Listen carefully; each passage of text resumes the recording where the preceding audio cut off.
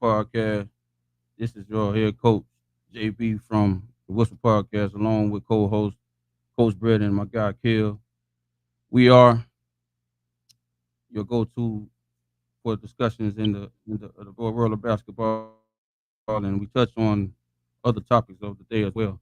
Welcome back to those who are returning, and welcome in to those who are here for the first time. And if you haven't done so yet, hit the subscribe button and the notification bell so that you are aware of when we go live, post new content. Today's show, we have my guy. We have a guy from Tallahassee, Florida. He coaches at Childs High in Tallahassee. His name is Bakari Sampson. Welcome to the show, my brother. Thank you for having me. What's going on, Bakar? What's going on? How's the football season going on over there?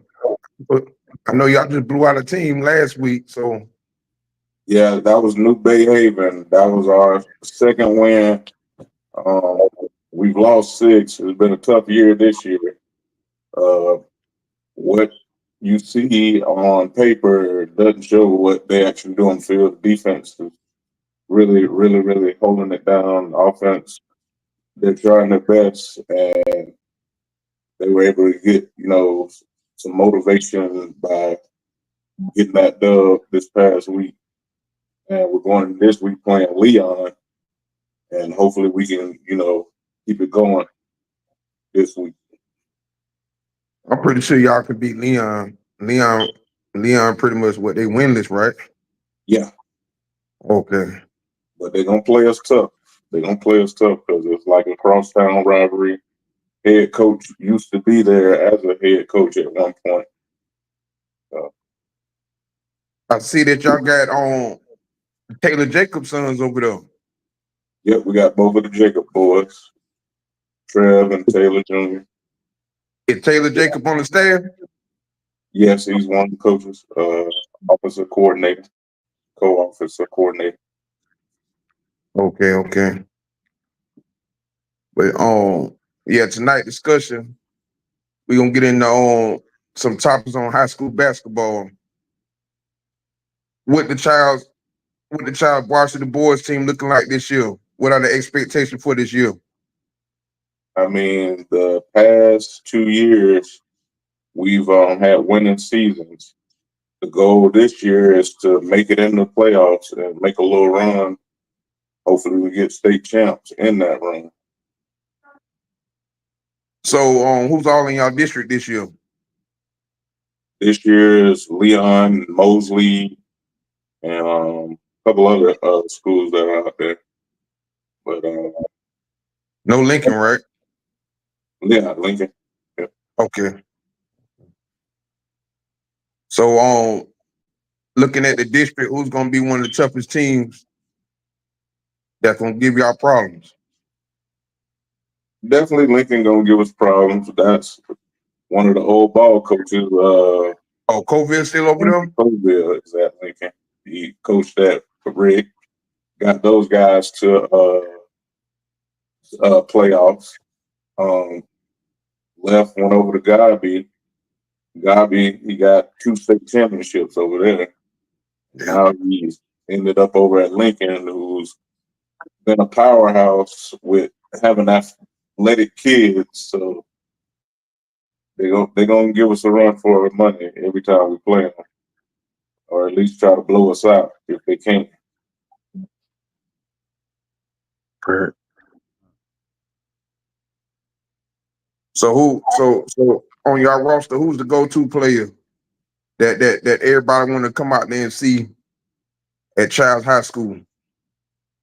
We have 2 guys that they're gonna want to see because they're electrifying out there. They're gonna play hella offense. They're gonna shoot your lights out.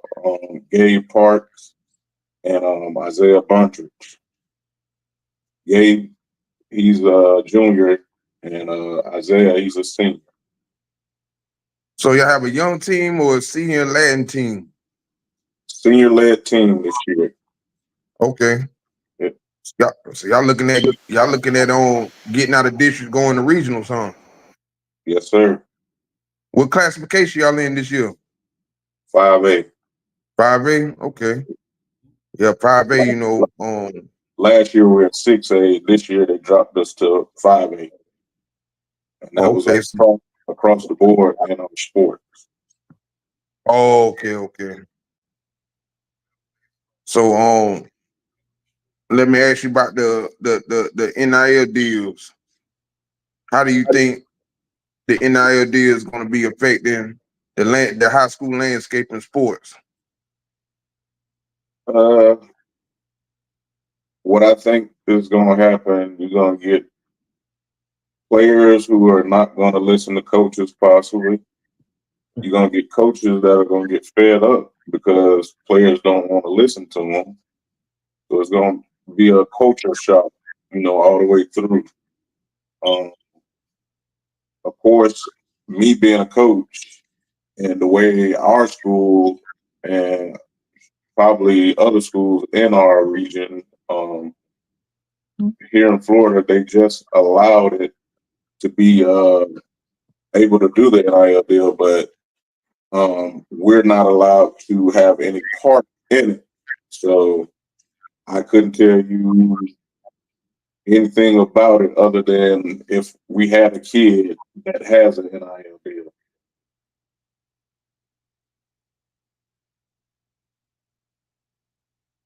Yeah. So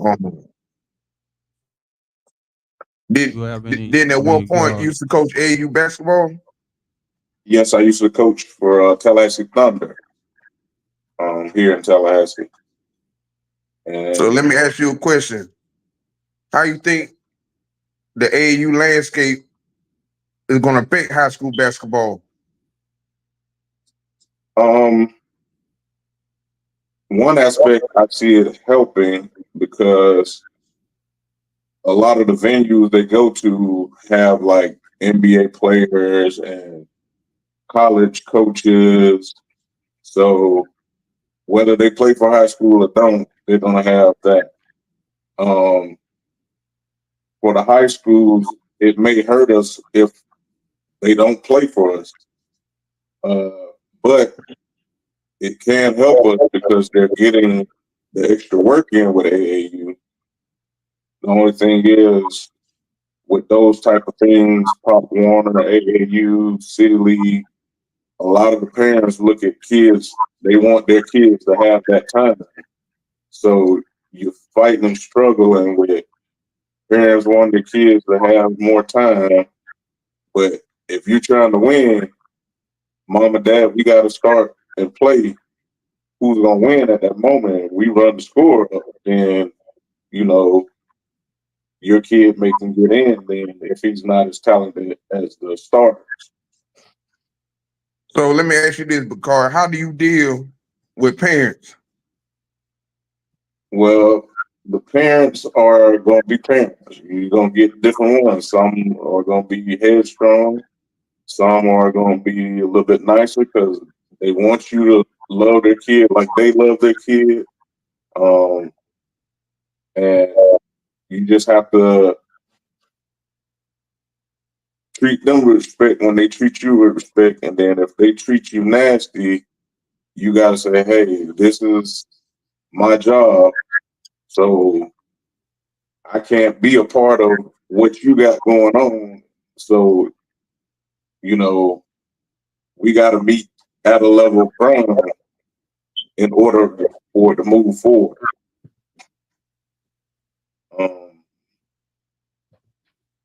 But it's all kind of situations that arise from parents. I've seen it: football, basketball, track, you name it. Pretty much a universal problem, right? Yes, sir. So being that Child is one of the newest high schools in Tallahassee, have you seen the influx of transfers coming into Childs, or have you seen the influx of transfers going out, leaving from Childs and going to other schools? I've seen a little bit of both since I've been there 4 years now. So I've seen a little bit of both. Kids transfer in, kids transfer out. Some kids, they don't feel it fits them, so they want to move out. Other kids that we've had transfer in is because the school they were at didn't fit them, so they come to us.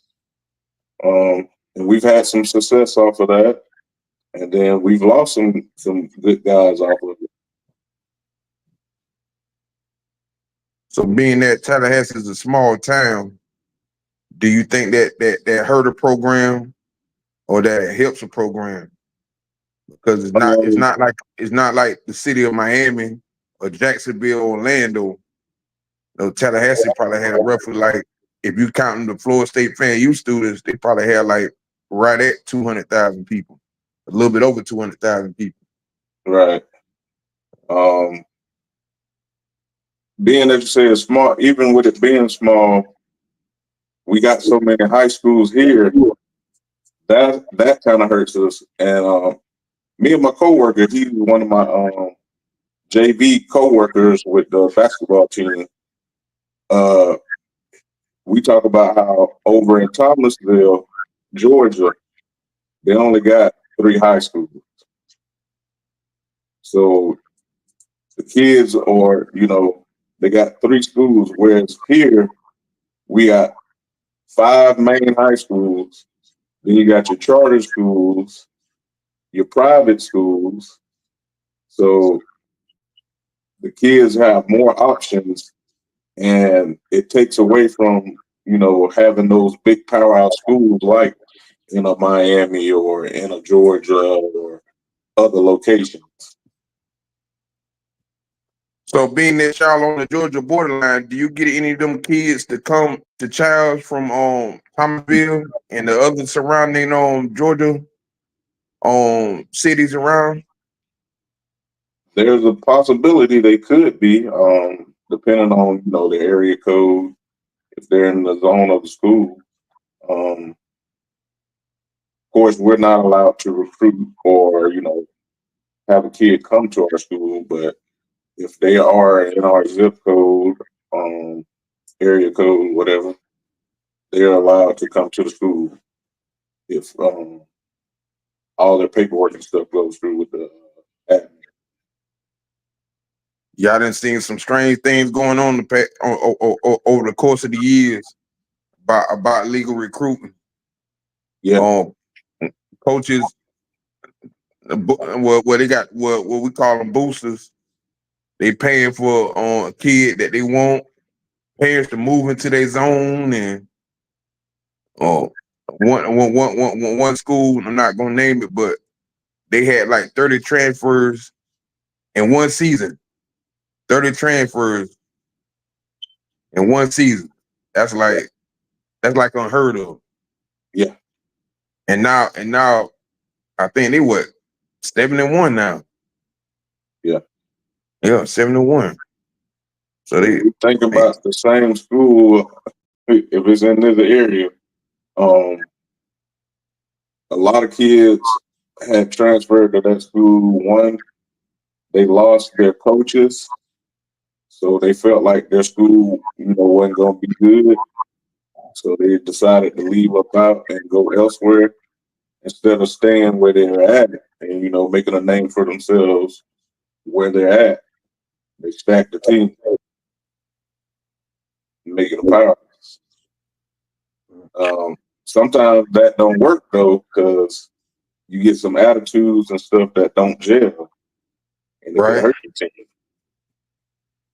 So speaking on the transfer protocol, explain the situation what's going on with Florida State in your eyes. From what Florida State standpoint, watching them last year, it really worked for them. It really did work for them. They went 13-0, but this year it backfired. It's kind of like I was saying, all the attitudes and characteristics of a player, they don't always gel. Yeah, you never know what you might be picking up until you get that individual there at the school and you start put them in the program. Correct. Now, that transfer protocol is like a gift or a curse. Yeah. And they may like the school, but get there and not like the coach. Right. They may like the coach and not like the school.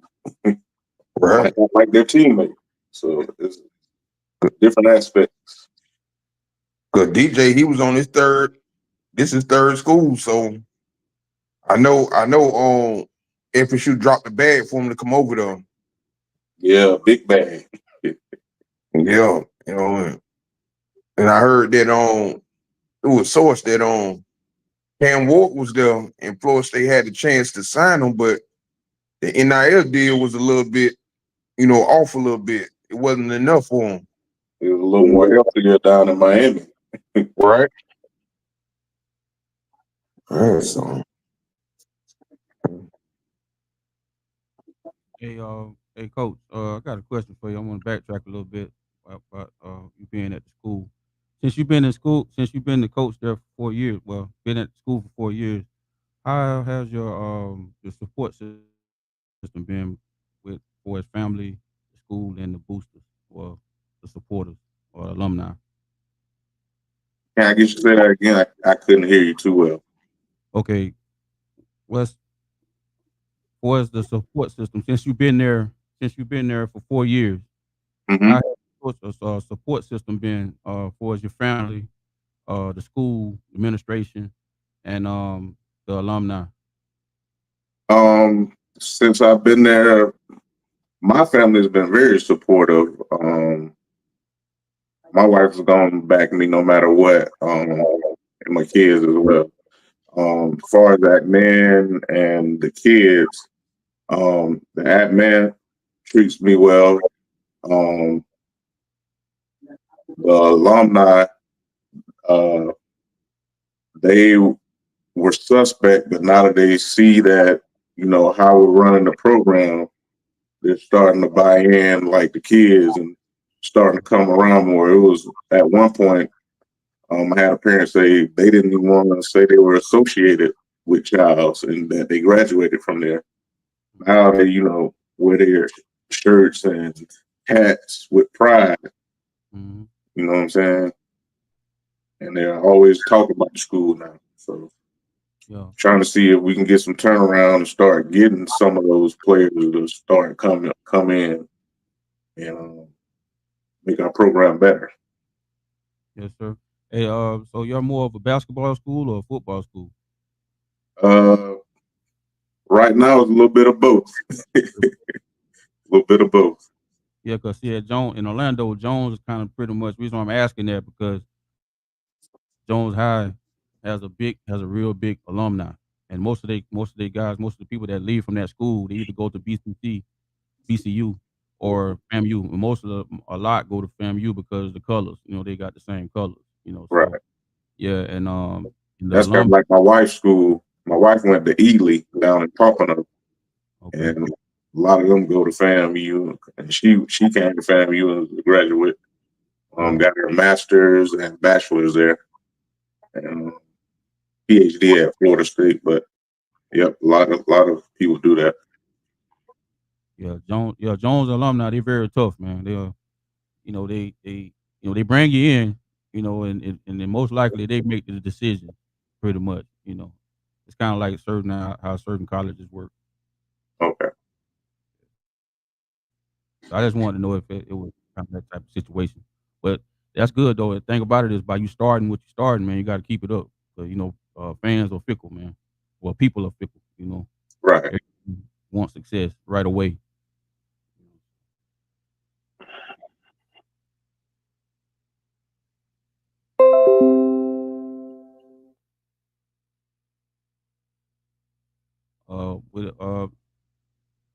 What you think about the situation for us AAU? Do you have any people on your staff that has a AAU team that's representing Child?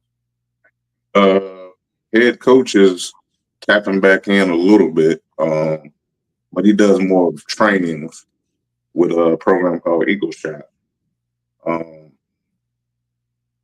We used to coach together at Tallahassee Thunder, But other than that, no one else on staff has done AAU. So you do you what's your techniques for as your coaching and training the kids, and how you go about that?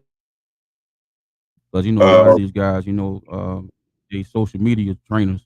They they look on social media to learn how to play the game. right. So Um, yeah. One, you want to be positive, man. You want to be positive.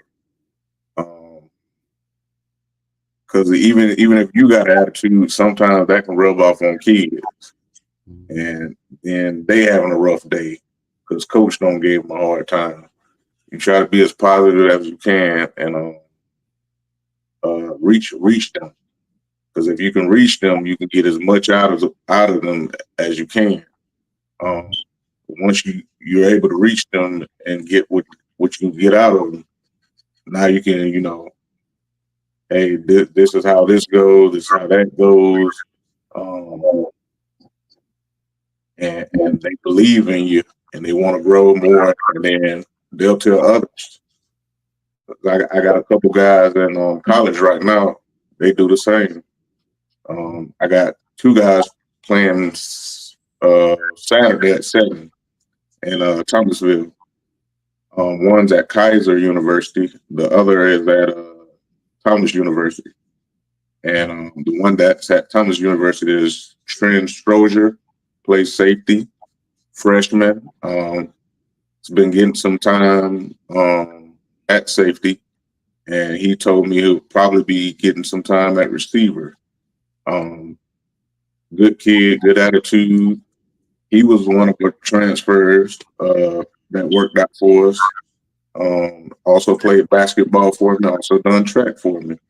Um, Got another guy, Chase Harley, plays linebacker at Kaiser. Um, he also plays special teams. So through special teams, now they're looking at him to start getting some reps at two, back backing up the starting linebacker at middle. So, so let's get a little deeper. Let's figure out, like, for us yourself. What's your story on your sports journey? Who's some of the people that you idolize and looked at as inspiration, for either as a player and a coach? Okay, football, Emmitt Smith, Barry Sanders, um, Ray Lewis, Natron Means. Oh yeah, This can go on and on. Basketball, uh, Allen Iverson, Michael Jordan, uh, Tracy McGrady, Chauncey Billups, um, and that you bring this up. We used to, as kids, go out in the yard and try to, do those moves they did. yeah, yeah. Kids nowadays, they don't do that. They just watch the highlights. Hmm. They don't watch the whole game and break it down. They just watch the highlights, and then they don't try to do it. It's like, dude, if you practice this stuff, you could get good at it, and it'll help your game. Yeah. Hey, who was that one guy in the hood, man, that pulled you to the side and said, "Hey, man, this is what you need to do, and don't do this and don't do that." That Um, pretty much, like, make saved you we and got put. guys like Devin Rispris with Colorado right now with Dion. He's the recruiting coordinator. Mm. Um, Antonio Carter over at FAMU. He's the running backs coach over there. You got Elton Patterson, who's with the NFL with um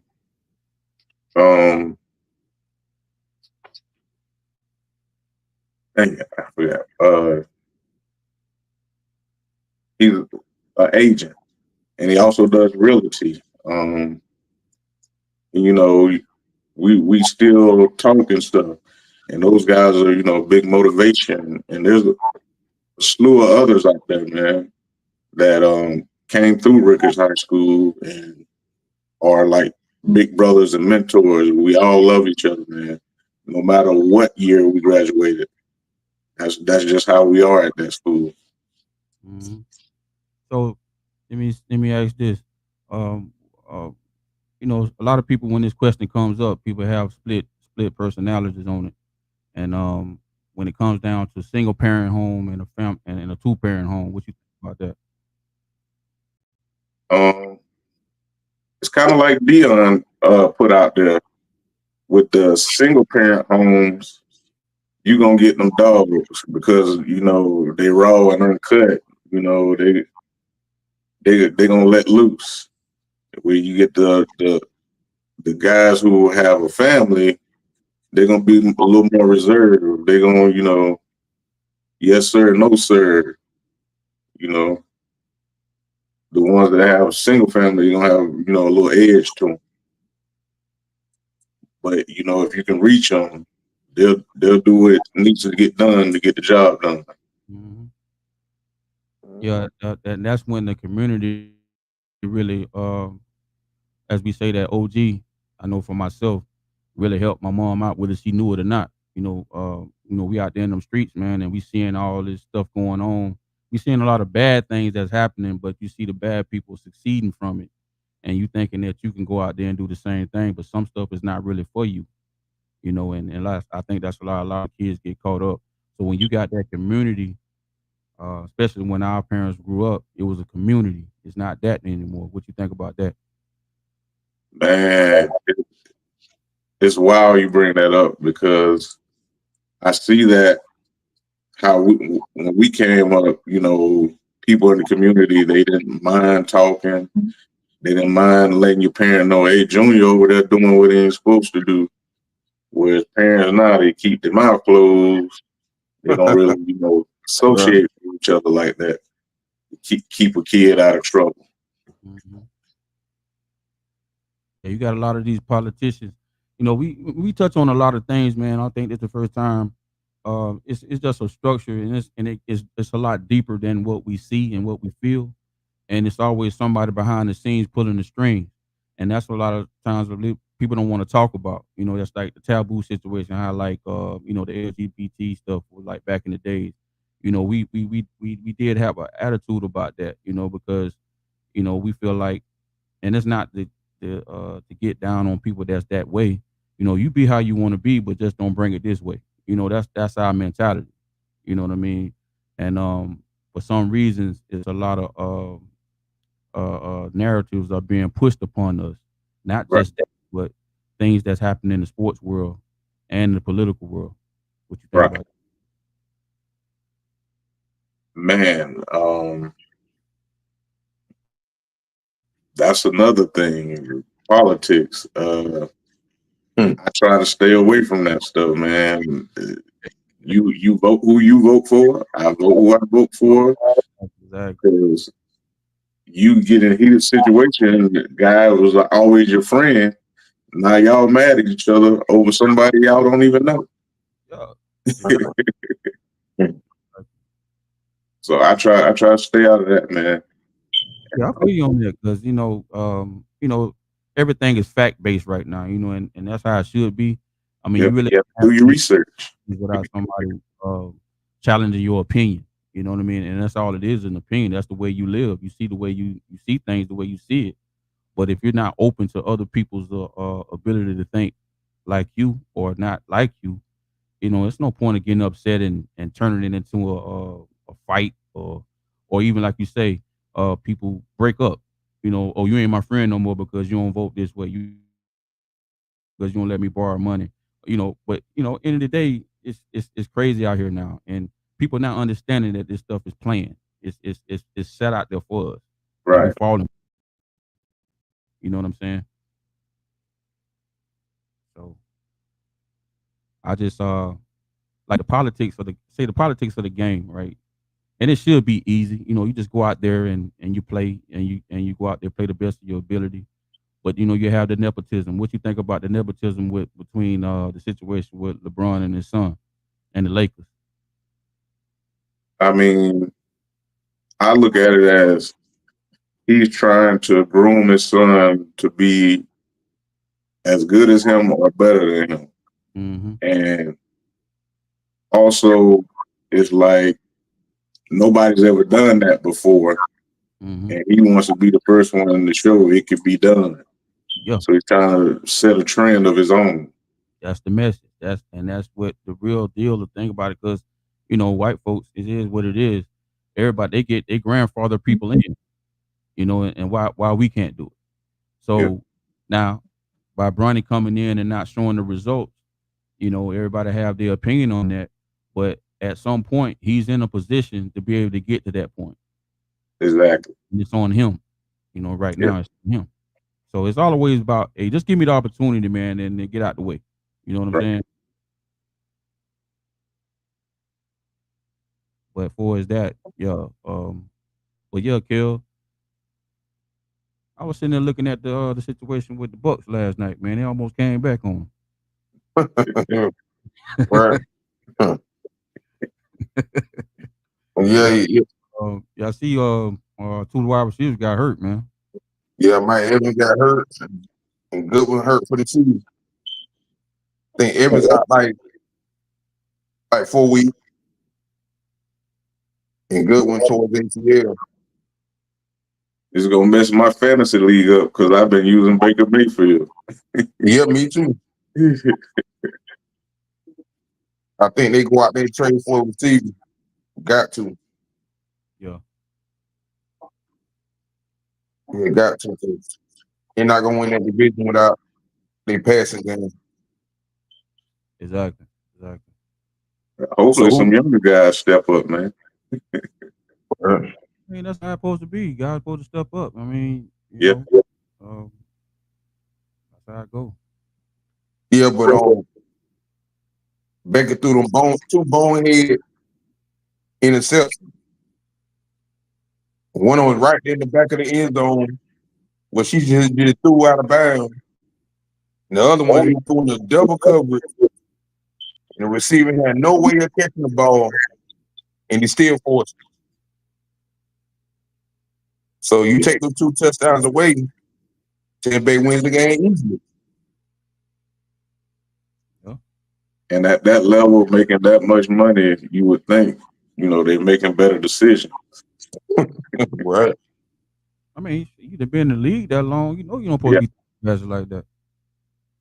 I think when somebody label you as this type of person or this type of player, sometimes you feel a little bit more into it than it's supposed to be. That's like Brett Favre. He got away with that. He failed a lot of times, but then he made a lot of great plays. You yeah, know, even though he only won one Super Bowl, but like I say, he played for the Green Bay Packers, and that's one of the teams that was like one of the founding fathers of the league. So you gotta look at it too in that situation. But he was a good player, man. But the type of person, a lot of times we got these athletes out here, we don't really know who they really are until that light hit them. You know what I'm saying? For their game, and then especially off the court. Um, it's a lot of stuff like say like you being a coach, all us been in the coaching game, all us been around kids. You really got to watch what you do out here. Like say myself when I was coaching. Obviously, I have a drink or two or whatever like that. I don't smoke. I don't do any type of drug. But I always made it my always had the sense to know that when I walk in a store and I see kids that I've touched or they know me or whatever like that, if I'm going in that store, that 7-Eleven to go get a beer, I'll walk around that store until they leave, man. yeah. I had a kid test me today, man. Kid, kid. And let see me do Hey, that when I'm telling them not to do it. You know what I'm saying? this is at the school. He was like, "Coach, what kind of alcohol drink you drink?" I said, "Me and your parents can talk about something like that. Me and you can't talk like that." Like, I said, "I'm not even going to entertain that." yeah, yeah. They try you though. They try you Oh, though, but every yeah, time it's they way of trying to connect with you as well. yeah, And it's just certain things because we're older, we can kind of reverse that conversation and turn it into a lesson. You know what I'm yeah. saying? Yeah, I know exactly what you're talking about. But how's the You cool with the girls, coach? Say that again. You broke up. Cool. The girls team doing it. You cool with the coach? Uh, Me and one of the coaches for the girls used to coach together on the middle school level, and the same time I came in at the high school level, she came in, and she went on the girls' side, and past 2 years they've had good seasons. This year they're a little worried because we didn't really get any big girls that came in to play like the five. So somebody that's playing probably the 3 or 4 is now going to play the 5-4. You know. Do y'all have that same situation with the boys? Yeah. But at least with the boys, they're a little more athletic, and then we might not have, the size of other teams like Lincoln, but they'll be at least half or a quarter, closer. Whereas the girls, you can tell like they only 5'4", 6 foot, and then the other girls teams they got 6'2", 6'3", 6'4". So What's y'all that's the challenges that we're facing. What's y'all tallest player on the team? And the two at our school, 6'1", with the boys. With the girls, probably 5'3", 5'4". So y'all gonna be playing a little fast pace, huh? Oh yeah. Up tempo. Yeah. That's it's for some reason. I mean, it seems like height comes in spurts when it comes to basketball in Florida. Especially when you get down at the lakes. Yeah. You playing against some teams from Miami, Fort Lauderdale, Jacksonville area. That's where you see the 6'9", 6'10", 7 foot. Yeah. 4 years ago, we were playing teams in Jacksonville and what is it? The area right before Orlando. They had some big kids, and a lot of the charter schools, like I said, charter and private, they really can recruit, whereas we can't recruit at the public schools. So that's where they get an advantage on us. They can recruit overseas. They can recruit right here in the States, and it not hurt their school at all. Whereas we did it, we get fined or punished some type of way. Which at the end of the day, it still happens, but definitely got to do it under the cover. And then it's funny how competition is. People been doing it all their life, and then as soon as they get down, they program goes down, and then you start coming up, and you get accused of something that you may or may not be doing. Right. And that's why that's the part about competition and everything. That's the part I don't like. Because at the end of the day, it's like kids are watching coaches fighting with each other, fussing with the refs and all that, and then they turn around and tell you not to do it. Now, it's a way to talk to the refs because it's a way of swaying things your way. Right. It's different. So a lot of times, if kids see your kids see their parents doing certain things and arguing with each other, it's a purpose for that most of the time. Then other times it's just raw emotions. And if you're not sitting there after that happens and sit that kid down and say, hey, well, this is why this happening, then that kid gonna have his own understanding and go out there and feel like, oh, this is what we supposed to do because I see my mom and dad do it. You see what I'm saying? So we gotta be a lot more responsible how we act around our kids and act around other people's kids because yeah. Yeah, Coach Picard, do you think that in today's current situation with coaches, do you feel like they're getting a fair shot at keeping their job with the amount of time that they're given to do the job? Man, man. with Break it down for us. with what I've seen since I've been in the coaching world, that's part of the reason I haven't became a head coach, because I see what they go through. They don't, always get that fair shot. And people aren't looking at, oh, they got a family. At the end of the day, they looking out, I don't think my kid's getting a fair shot, so let's get rid of it type deal. And they'll try to find any and everything to dig dirt up on you and put it out there to get rid of you, instead of sitting down at the table and figuring out a way to make things work.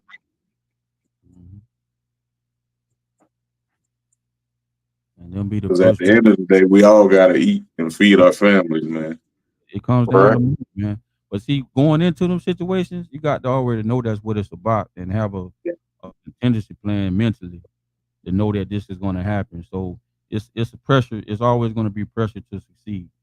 It's always going to be something going to come along with that. And if you're not really prepared mentally for that, then don't get into it, because it's going to break you. And then once that happens, being emotional about breakups, like how we are for as relationships, because it basically come down to relationships. And if you can't handle the adversities, like we tell these kids, that's why you see a lot of kids drop off, because they got preconditioned mentality that everything going to be right, because they sitting there watching on TV and they see all the guys with the cars, the jewelry and stuff like that, but they don't understand what the grind is. And that's what I think, like, it goes back to what you were saying, for is how these kids, they feel like they can just go out there and do this and do that and not have the structure put into them, and understanding that it takes hard work to do what Steph Curry doing. Right. The hours, the time. Sometimes you be like, man, I don't want to do this, man, but you be thinking like, our motivation is to get out of what we got going on, to help our fathers and our mothers and our family. Right. And then when you get there, you see a lot of those guys right now, you be thinking like, man, why they get their money and then they just start playing? They realize that the game ain't the game. Right. And like you said, I got a kid now, and it's crazy, like, how his brother thinks and how he thinks. Where his brother, he got that dog mentality. I'm trying to get out of here, go feed the family.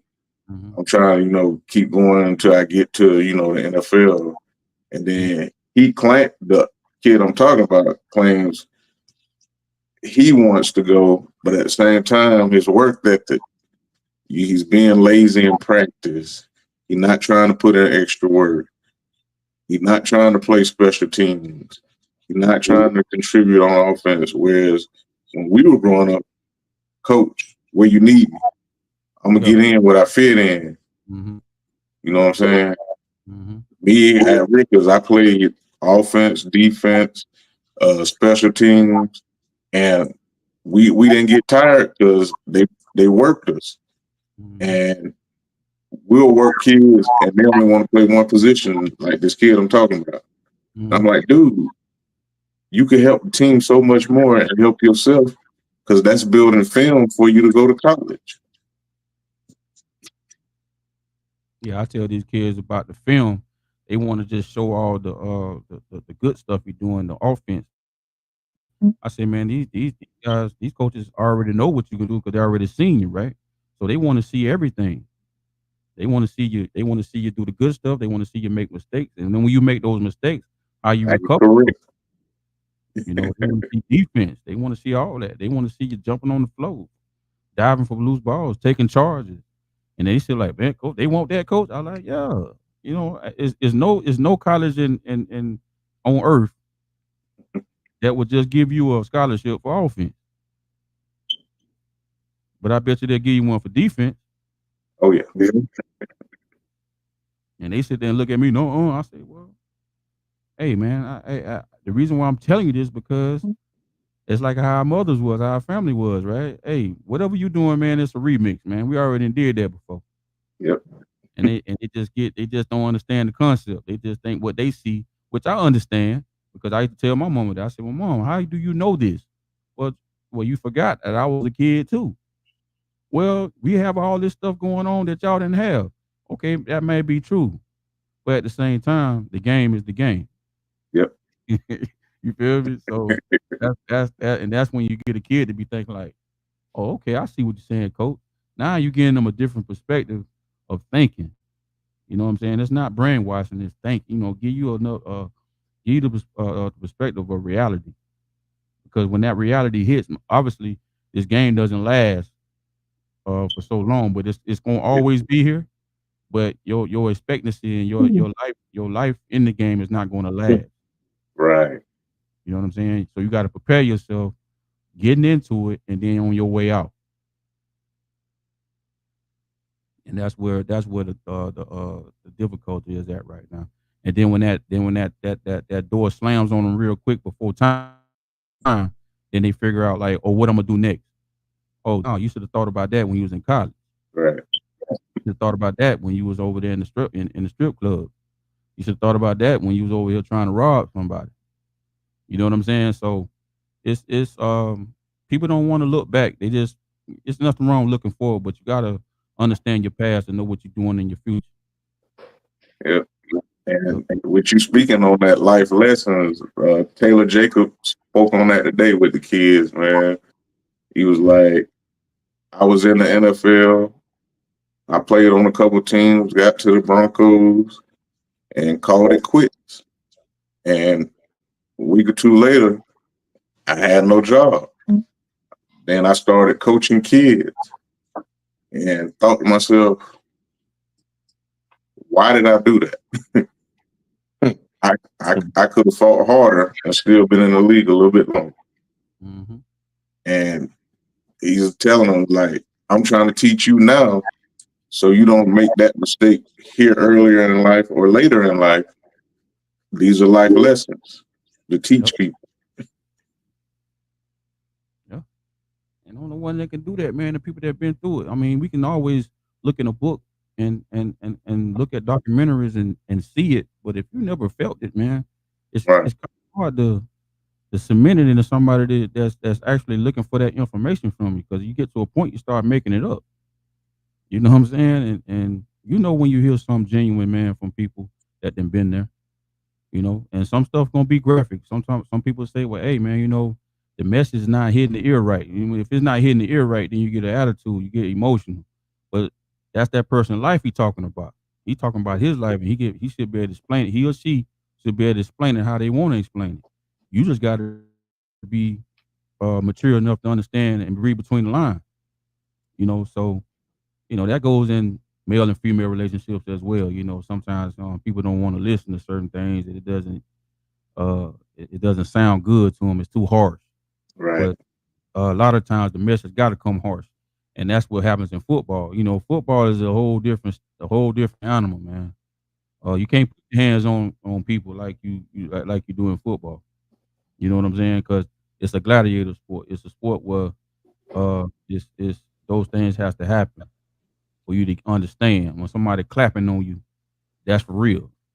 When you go to that hole and somebody back in the 80s and the 90s, that was real, man. That don't happen now in basketball, and that's where the game then went to.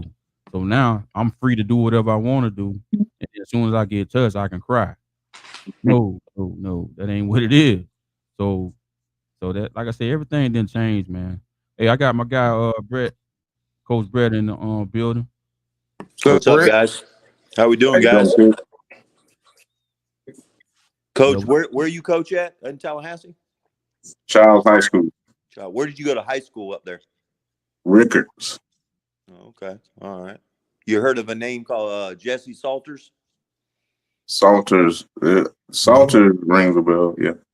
Yeah, I think he went to Rickards back in the day. I'm a little older than you, so I was just curious if you know who Jesse's considered one of the better players out of that area in a long time. So Jesse Salters. Yeah, it's been a couple of Salters come through this area that are pretty good. So Yeah. Oh yeah. Old Tony Davis. That name yeah, ring a bell? Tony yeah. Davis. I think Kevin, isn't Amp Lee from out there on the other side of Tallahassee? Amp Lee that Yeah, played the Chipley. Warriors? Yeah, He's from Gaddison, isn't he? Where's he from? Yeah. No, he's from Chipley. Chipley, yeah, Chipley, Chipley, Chipley. yeah. Mm-hmm. Mm-hmm. Yeah. Yeah, That Colville. that Yeah, Gaddison, Colville over it. the school over in Gaddison is doing pretty good, aren't they? They're like 1A or 2A. Yeah. Nah, I think they 485 is right, because No, that they went down. Yeah, Okay. they went down. Yeah. What's the name of that school? The East Gaston. Gas. It used to be East, but they changed the Gaston. It's just Gaston.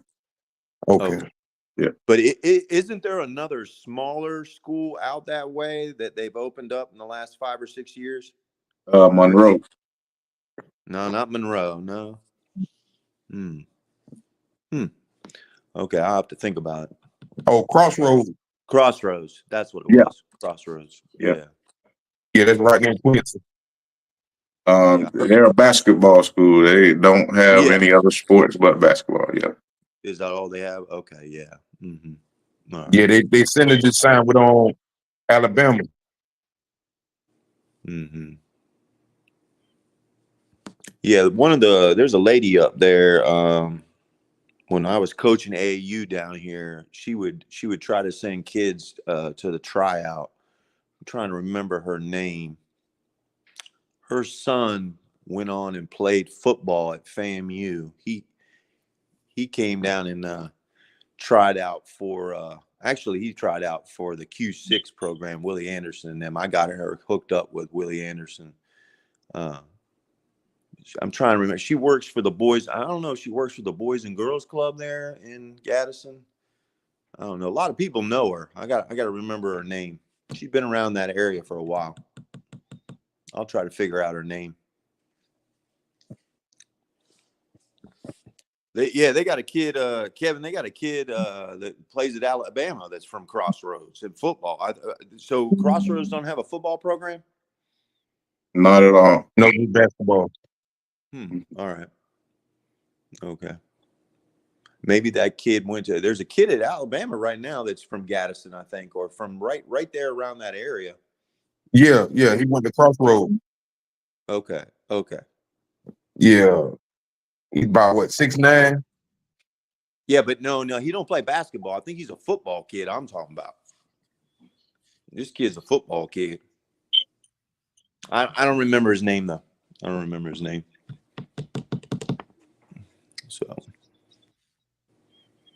So Coach, how are you guys looking this year? How are you? Are you guys young? You got a couple seniors. Where are you guys at? With football or basketball? Basketball. Basketball, senior majority, but we got a good bit of juniors too that are pretty good developing. Like I was telling Kevin and JB earlier, the past 2 years, we've been under tutelage of Coach Eli Phillips, and he's brought the school to winning seasons, and we're looking to possibly, move on in the playoffs, go to regionals, and hopefully bust the thing open and go to state. Okay. Are you familiar with Ray Taylor at Lincoln, the girls coach? No, I know He's the girls coach at Lincoln High School. Ray Daly, Coach Daly. I'm sorry, Ray Daly. Yeah, he came over from North Florida Christian. Yep. Yeah. His son played there. Yeah, I know.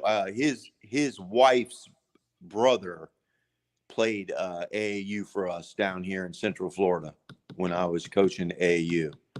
That's how I know. I know Ray and Coach McLemore, that was at North Florida Christian. I think Coach Mack went back to, I think he went to Monroe now. No, there's two different Coach Macks, though.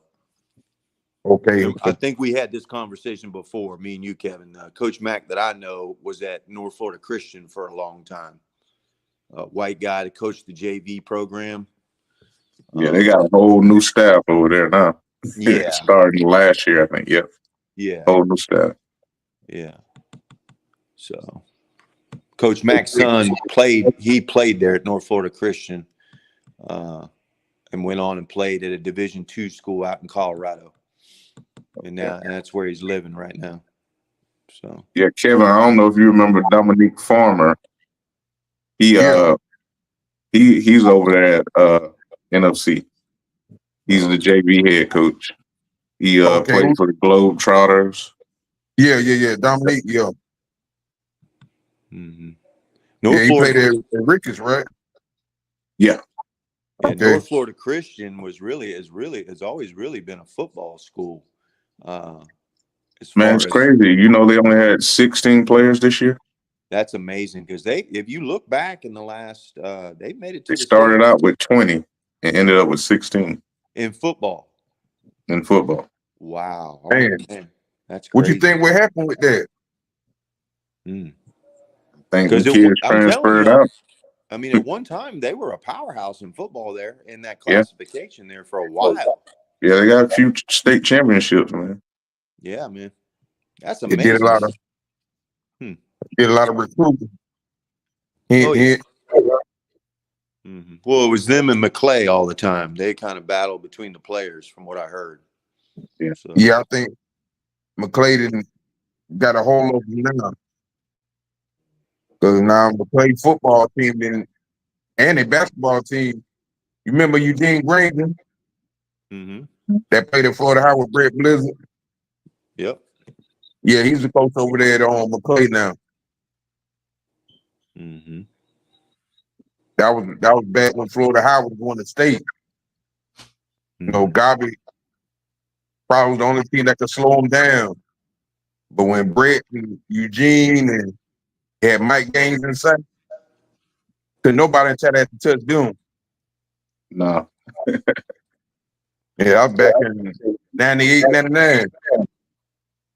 Well, the problem me and McCall were sophomores in high school. When North Florida Christian was decent there in basketball, that was probably it's been 6, 7, 8 years ago. They get out of Tallahassee, but they'd always have to come through Jacksonville and play Providence, and they could never beat Providence. Right. And if they could beat Providence, then they could get to the regional final, but they can never get past Providence with all those superstars they had on their team over there at Providence. So, yeah. You got to understand the different levels to this. You start playing those Christian schools, and they got that, what they call that, I-90 JB? No, I-20 and I-10. I-20, I-10. Yeah. You can get those international players in. You see a big difference why they had a record that they have. Oh, yeah, the Villages was the other area. Yeah. Yeah, So the Villages, yeah. Jacksonville teams in the Villages about 4 or 5 years ago. Yeah. Yeah, the Villages, that's down in down there right below Central Florida. Gainesville. Yeah. Gainesville, right there. Mm-hmm. Yep. Right before Orlando. Villages ended up getting a lot of the kids from Gainesville that went to like Gainesville East Side, Gainesville High School, Buellholz. Villages would recruit too. So, and your boy that plays for the Oklahoma, is Trey Mann still with OKC? No, he's with Charlotte now. Oh, okay. Mm-hmm. Yeah, he's looking at getting some heavy minutes. He went to the Villages.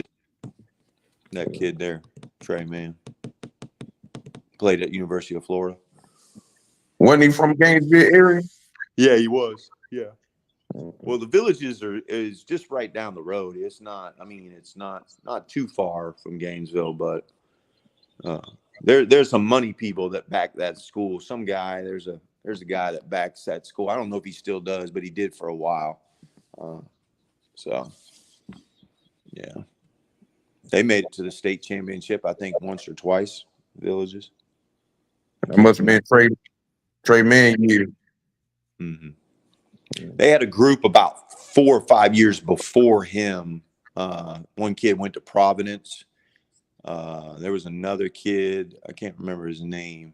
Last name. The kid that went to Providence, I think his last name was Jackson. Something Jackson.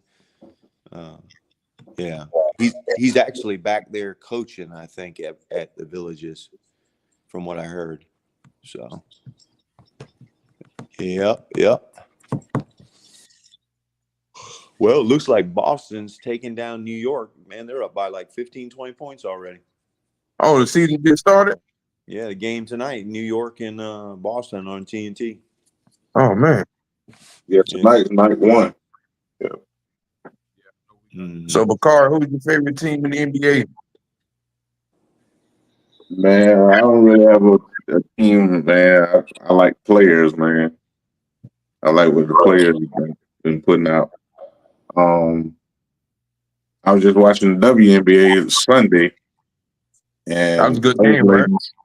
Those ladies went into overtime, man. Yeah, it was a good game. Yeah. Ever since, the Angel Reese and Caitlin Clark stuff, they stepped their game up on the women's level, man. Yeah, you're right. I watched a ton of basketball last year in girls' college. Yeah, there's some really good players. That girl that plays out of USC, Juju, and then you got the Paige Decker girl, Connecticut. Yeah. There's another girl that plays with the girl at USC that's supposed to be going to be pretty damn good. Yeah, there's some really good players. Some really good players. So South Carolina, they'll be reloading. They'll be pretty good again. LSU will be pretty good. So they'll be. Then the Connecticut's always Connecticut. Long as Gino there. Mm-hmm. So, Bakar, let me ask you this. Losing steam over there right now because everybody around them getting better. Right. Yeah. Bakar, let me ask you a question.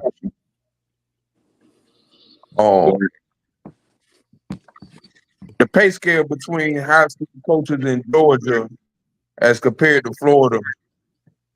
I know in Georgia, a lot of the Florida coaches flock to Georgia because Georgia gives a bigger stipend bonus on top of their teachers' pay. And some of those coaches over there, between football and basketball, they're making almost 6 figures.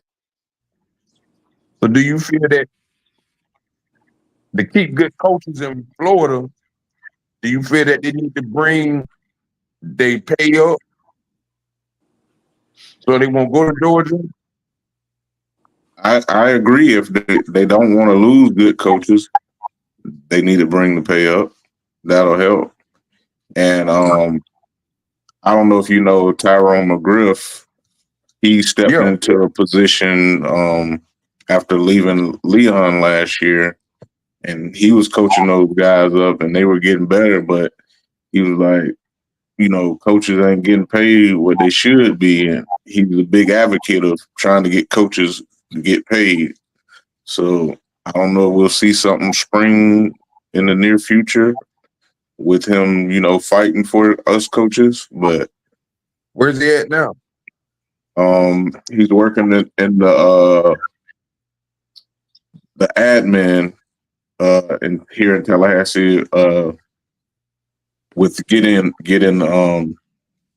bigger pay for the coaches. Okay.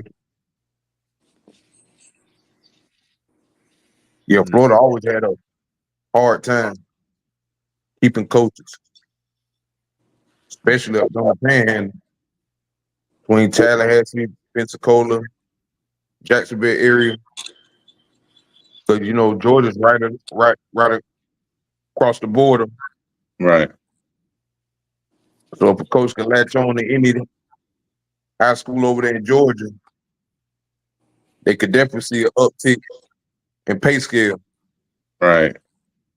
And then what comes along with what I've seen with Georgia, coaches are getting paid, but at the same time, the school is invested in like their programs with the facilities are nice. Yeah,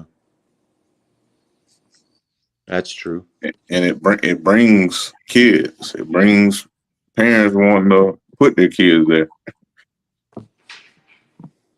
Coach, when's the last time in your area that you've seen anybody do anything with their facilities? Well,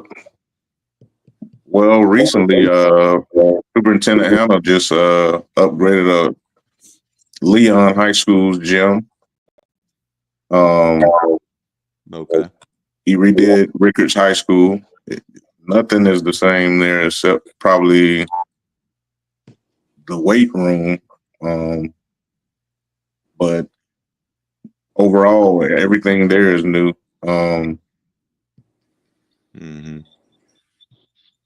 There's a couple middle schools he's done. I think Griffin is one of them. It's still being worked on right now. Fairview got redone.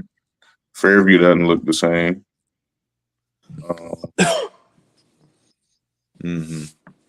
What about your alma mater, NIM? NIMS, they're also working on NIMS. They're working on that right now. They're gonna add some technology pieces to the school. I think they're gonna have like a gaming technology thing going there. A couple years back, their principal Benny Bolden brought in law school, so they're a magnet school now, and they're teaching kids how to be lawyers here in middle school.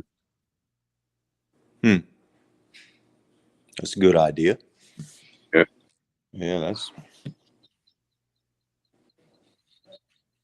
Yeah, the county I live in up here in Nassau County, where Derrick Henry's from. I live right down the street from Yulee High School, where he played Yes, sir. football. It's interesting. Their big push here in the county the last 2 years is, even though this is a football area, none of the tracks, like the track and fields, they're all asphalt. So the kids, every track in the county doesn't have what you would call a real track. It's all asphalt. They got to run on. So this coming year, they've got like, I don't even think that's good on the knees and joints. well, that's I what I'm heard saying. that. Yeah, that's what I'm saying. Yeah, it's crazy, but that's wild. but they're trying. It's interesting. That's where they're putting their money at. Yeah. They're putting their money, in the tracks. That was another thing Rocky Hammer did here. All the schools here have turf fields that are public schools, and then they got their tracks did. We're the only one that hadn't had our track redid or resurfaced, but everybody tends to want to use our track because we have 8 lanes. Right. So Child High School always been the one that hosts, before they upgraded Gene Cox Stadium. right. The Child was always the main high school to host other high school football games. Yep. And they still do that till this day. Even like, say somebody's playing at Gene Cox, but they want to have a home game and don't have enough seating at their stadium, they come to us. That's some good revenue. Right. Yeah, they've been doing that since the school opened.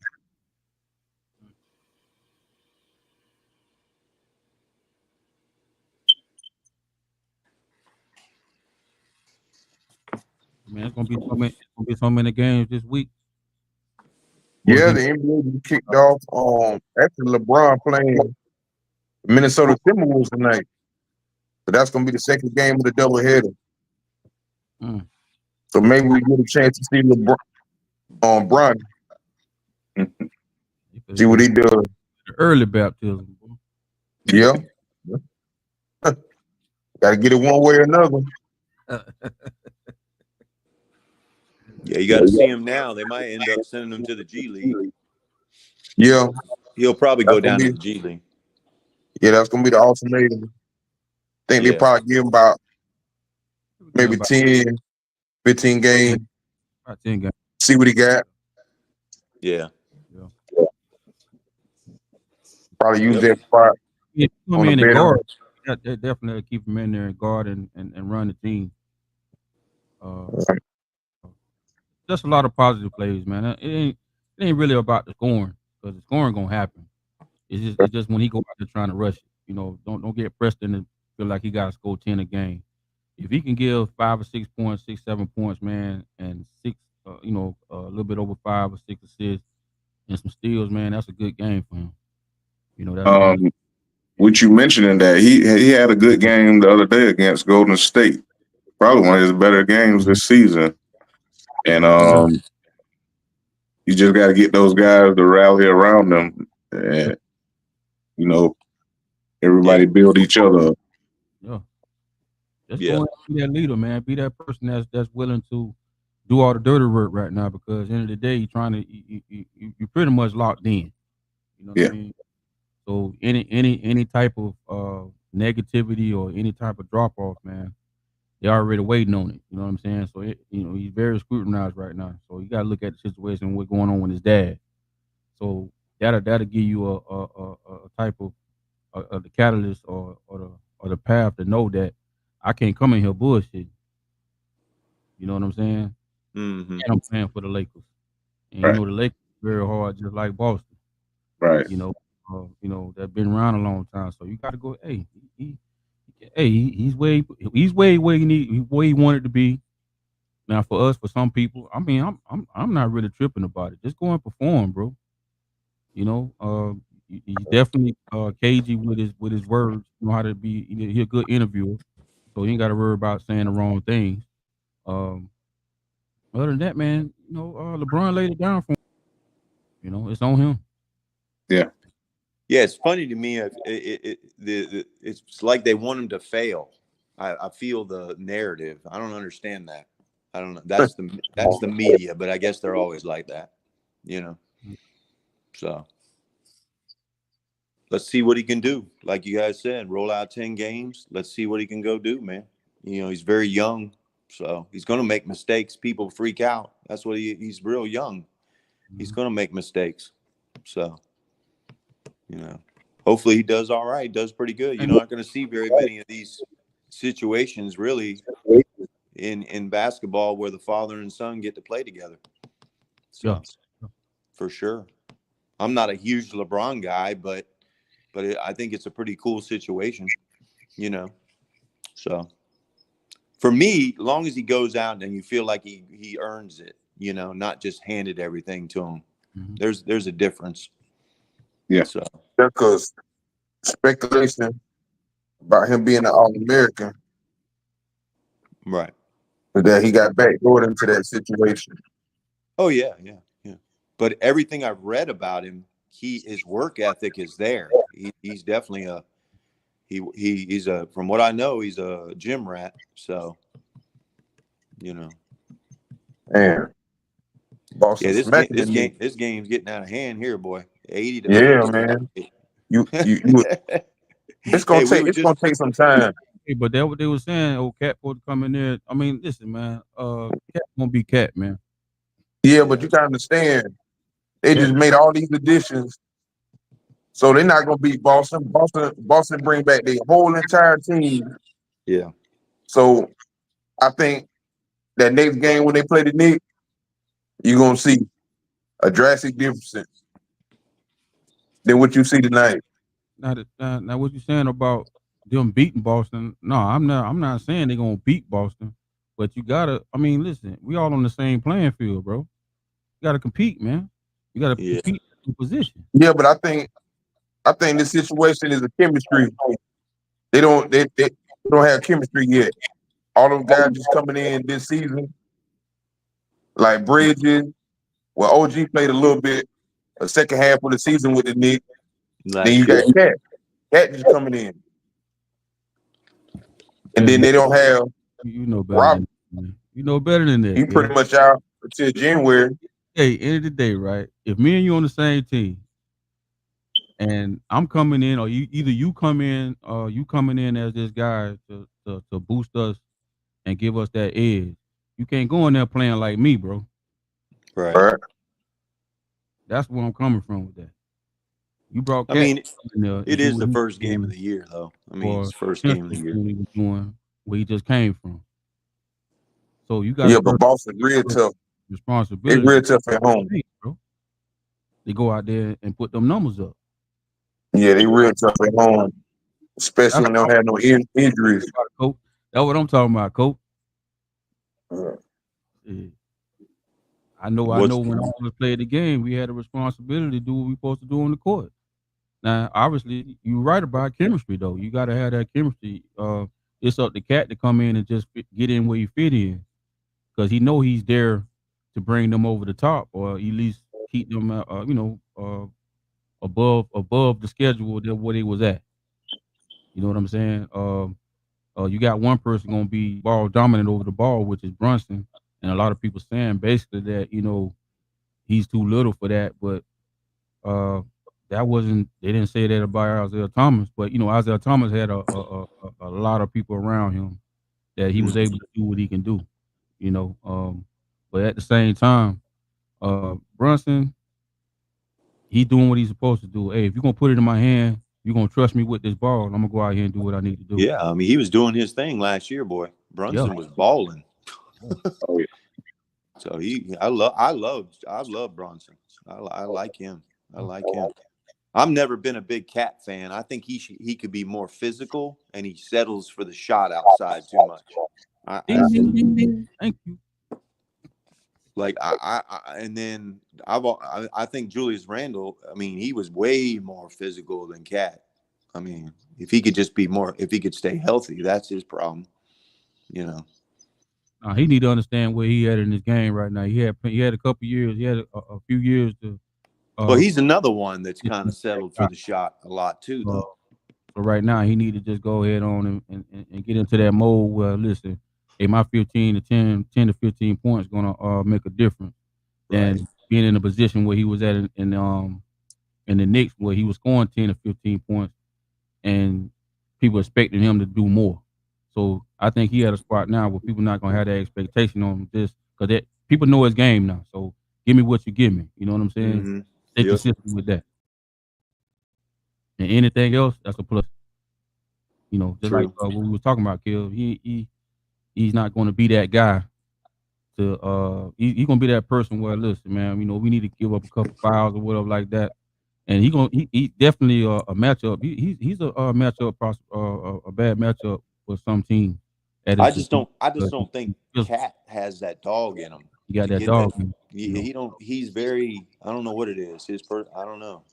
To get them over the hump. He's gonna get beside himself and think, like you said, Kel, think that he gonna get the same treatment that Edwards got. As long as he don't go in there with that mentality right there, then he'll be all right. And then your boy, what's the guy name that was the shooter, the small forward? For who? That can shoot the three. That was at the Knicks last year. Julius Randle. No, the one on for the Timberwolves. The small. Naz Reid. Yeah. See, he got to have a beat. See, this will be his coming out season right now. This will be his coming out season. See, he didn't got on the radar now, so nobody ain't gonna look at him as, he's just somebody that, he's a surprise. They know what he can do now, so he definitely gotta raise the bar. Then he came off the bench last year, didn't he? Yeah. He just stole some minutes. Yeah, he's a little limited though to me, offensive. He's more of a banger, isn't he? You're talking about the guy that plays down low? No, that's Goldberg. No, Naz Reid kind of play out there on the perimeter. He play on the perimeter a little bit. Oh, I'm thinking of somebody else. Now. He got some moves down there, but like I said, the game ain't predicated on the inside no more. I know. Stay on matchups. If you got a smaller guy on you, then they'll go down there and give it to him though. But he's that person that's gonna stretch the offense, stretch the defense. He can hit that. Kev, you just see Paul Pierce? Yeah. What was going on with that gold thing around his neck? He got a big old gold chain around his neck. You know, they've been doing that since, you know, college football, when they make a key turnover, Yeah, like Miami Hurricanes do it. yeah. Mhm. That thing. The turnover, called the turnover train. Yeah, he's sitting next to his boy Garnett. Garnett's there tonight. Yeah. Watching that. Y'all Yeah. listen to their podcast. They Pretty podcast. good. Oh yeah. Yeah, them guys go in, man. Yeah, Kevin Garnett tells you like it is. So he's definitely an old head against the young generation. Trust me. He shows them respect, but he kind of lets them know, for sure. Now the one kid here that they picked up from the Nets, New York. What's his name? 6'8" guy, the shooter on the outside here. Yeah, Mekhi Bridges. Yeah, he can fill it up now. I mean, when he Yeah. gets it going, he can fill it up. He's just got to fit into the system and see what. But he can definitely fill it up. He was filling it up there when he was with the Nets. So, Yeah, he was at the what? 25-point score. yeah, he's got an odd game. Yeah, he's got. Yeah, he does. But he's a good defender on the perimeter. Mm-hmm. And they pretty much got him for Boston. And they got OG in Boston too. So it just affects building the chemistry. Mhm. I don't think you see the score as far as the margin of the lead the same in the second meeting. But I think they play each other about 3 to 4 times this season. So it'll be a whole different ball game that second game. He was pretty much the odd man out over there in Phoenix, right? Yeah, Bridges, yeah, when they did the trade to bring Kevin Durant in, he pretty much was on that was the trade. Yeah, that was the trade. Yeah, because he was doing his thing for the Suns, man. Yeah, he was. Yeah, he was kind of like that 3-and-D person. Yeah, but they go with Kevin Durant. Coach, So are that's they when he doing got traded to Brooklyn. Are they doing any fall leagues right now up there in Tallahassee for basketball?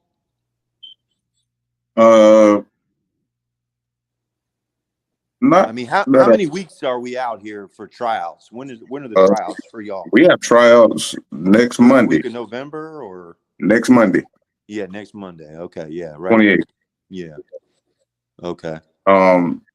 They just had a fall, showcase with AAU program, Equal Shots. It's one of the newer AAU programs run Okay. by JT Escobar. Mm-hmm. Yep. He played And, at McClay. Yeah, Yep. and they have a pretty good program going, and they showcase some of the kids over this fall, and they Okay. just wrapped it up this weekend. Mm-hmm. Yeah, JT was a pretty decent player. I think he went on and played at University of North Florida. He got a little run up there. I don't think he played a lot. He isn't the biggest kid in the world either. Yeah, but He's he not could that shoot. big of a guy. No, he's not. But he could. Yeah, he could shoot it. Yeah. So you're He right. He can could shoot it. Mm-hmm. He was working out with your guy there that does the commentating for the basketball team at FSU. Played at FSU. I'm trying to remember his name. His son went to, I think his son played at McClay also. He's not from Tallahassee, but ever since he played at FSU, he stayed, and he's a pastor too of a church. Arian Crawford. Crawford, yeah. JT, I heard, worked out with him. I guess he was working out some guys through the last couple years. Yeah. So Jalen Crawford played for us with Thunder, which is Arian's son. okay. Mm-hmm. He's got a daughter too, I think. Are all his kids out of high school now? I think so. Yeah. Yeah. He's been in the area for a while too. Crawford.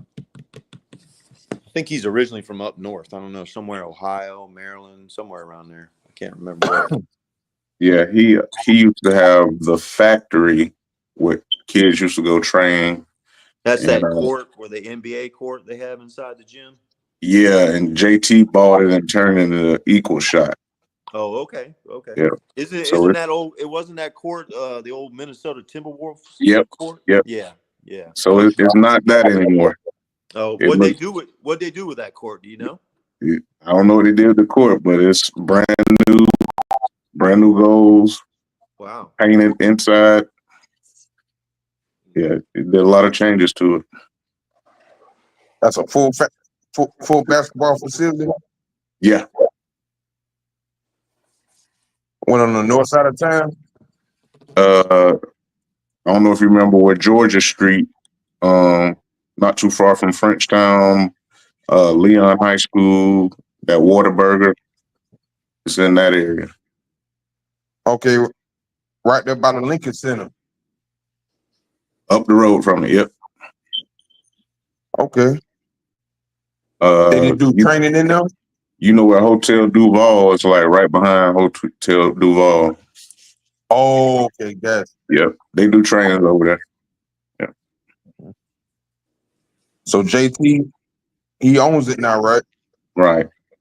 Okay. And he's got like 4 other guys, maybe 5 that help train kids. Isn't that group the AAU group called the Family? Aren't they out of Tallahassee? I haven't heard of that one. Kevin, Yeah, that's on. That's a Darren Harden. One Family. Yeah, that's Darren Harden. Mm-hmm. Actually, he out of Orlando. Yeah, Harden's from here, but he settled up in Tallahassee. Yeah, that guy's originally from Orlando, but yeah, he was up there in Panama City for a little bit, but now he's over at University of Georgia. He got an assistant head coaching job. The Harden guy? Yeah. Oh, really? Wow. Okay. Yeah. Gerald, that name don't ring a bell to you? I think he went to Evans. Derek Harden? Nah. Only Harden I know is Eric Harden from Winter Park. Yeah, Eric. Yeah. No. So who's running the One Family program though? Now I wonder. I think he had one guy that was helping him. He still runs it. Okay. And I think Daryl, he oversees it a little bit. But he got a couple guys working up under him. He was training Najee Little. Is he with the G League team? Or is he out? What he was with Portland. I don't think he's with Portland anymore. No, he's not with Portland no more. He was with Phoenix last season. That's another one that should have stayed. I think he's still with Phoenix. Is he? So he's still in the league. So he's still on an NBA roster. Yeah. That's another one that should have stayed. Bad advice sometimes.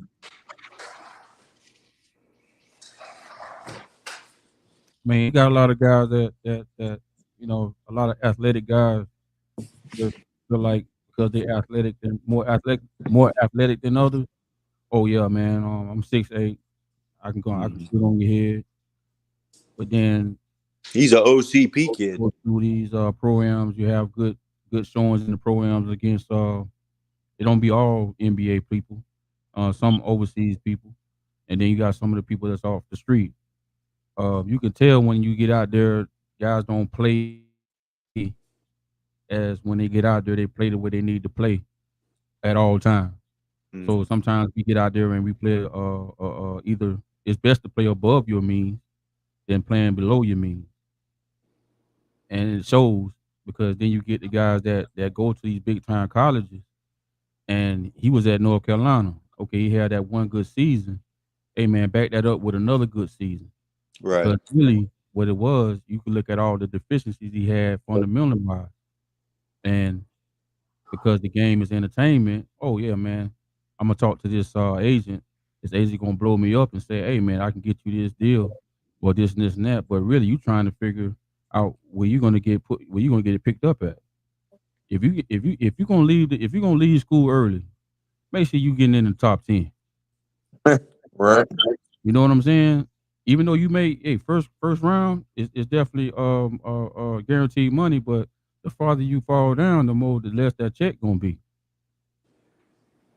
And the opportunities is to get out there in that court. Now, at first round, they're gonna give you the opportunity to get out there. Now, if you the say if you in the top 10, you definitely gonna get a lot of minutes. So if you down there by after 15 to 20, from 15 on down, man, listen, we gotta play you because we paying you. You know what I'm saying? And then when they come out, you come out for your your free workout. They know if they gonna come for you. You know, but it's like, man, everybody, because people talk. Everybody know what you can't do and what you can do. And for him to stay in the league, and I'm glad he's able to stay in the league. But you got to Hmm? look at it. A lot of kids jump because they got that one There year. was no potatoes there on yesterday. There was no potatoes there. You know what I'm saying? Everybody jump when they got their first year, and it's like I'm sitting there. I seen him in the It A was team. like I'm saying I 3 ain't or even 4. recognized. I took that food the day before That's to, little. I don't know. Because I know when you had me out there coaching that team or coaching that one game, and he was playing. We had finished playing, and I was like, that dude looked familiar, but man, it looked like that man been sitting at Waterburg all day, man. I'm like, they say, oh yeah, man, he yeah, that's look, that's little. I'm like, what? I say no wonder he ain't no wonder because I ain't been hearing nothing about him, So it's like these guys just really it's like a fraternity, obviously, but these guys just get together and they love to just walk in the gym and say, "Hey, man, I'm in the league."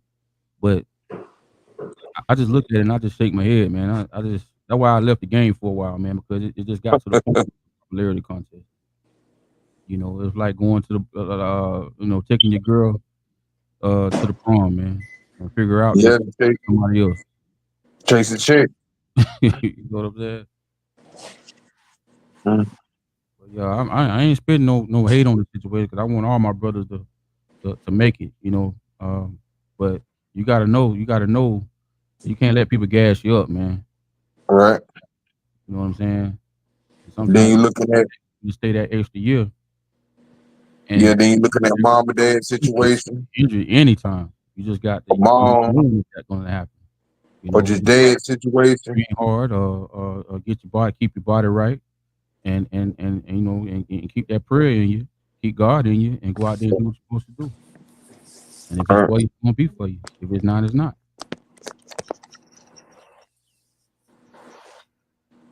Kevin, where'd you tell me where's Nas Little at? Phoenix? yeah, he with Phoenix. Hmm. Last time I checked, All right. but he's like a rotational player. Yeah, He yeah. don't get much burn now. Hmm. Hmm. You know who's done really well and has stuck around, or at least the last 4 or 5 years out of Orlando, is that Paul Reed kid. Played at Wekiva. Plays Yeah, for he with the Plays. Pistons. Is he now with the Pistons now? Yeah, he with the Pistons. He He got was with there. He was with Philly. body, man. Yeah. Yeah, he gave That's a big Joel dude. Embiid, some good great backup minutes. Yeah, he So played now pretty decent last year in the playoffs, and yeah, man. I So, think Detroit was the wrong move for him hmm because That's Detroit has Wiseman just left, so it should be wide open. Behind Jalen Durden. yeah. So yeah, I thought Wiseman was still over there, but he left and went to Indiana. Isn't Andre Drummond still there? No Drummond, he went back to Philly. Oh, that's right. That's right. That's right. He Yeah. went back to Philly. Yep. You know, he'll be starting this week because Joel be out the whole week. Same problem. Right knee issues. Yeah. Yeah. Goddamn drummer get that 1 year, boy. He finna get that money and he signed with the Lakers, but he forgot how to play basketball. Yeah. Now he's an NBA journeyman.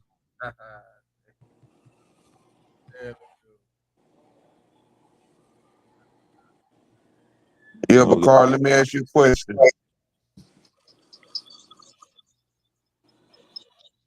How has the state of basketball in Tallahassee had transitioned from when we was in school to now? Because back then when we was in school, you probably had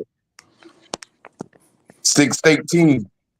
You had Hay Bantam, you had Quincy Shank, you had Florida High, you had Ricketts, you had Garvin. Lincoln was okay.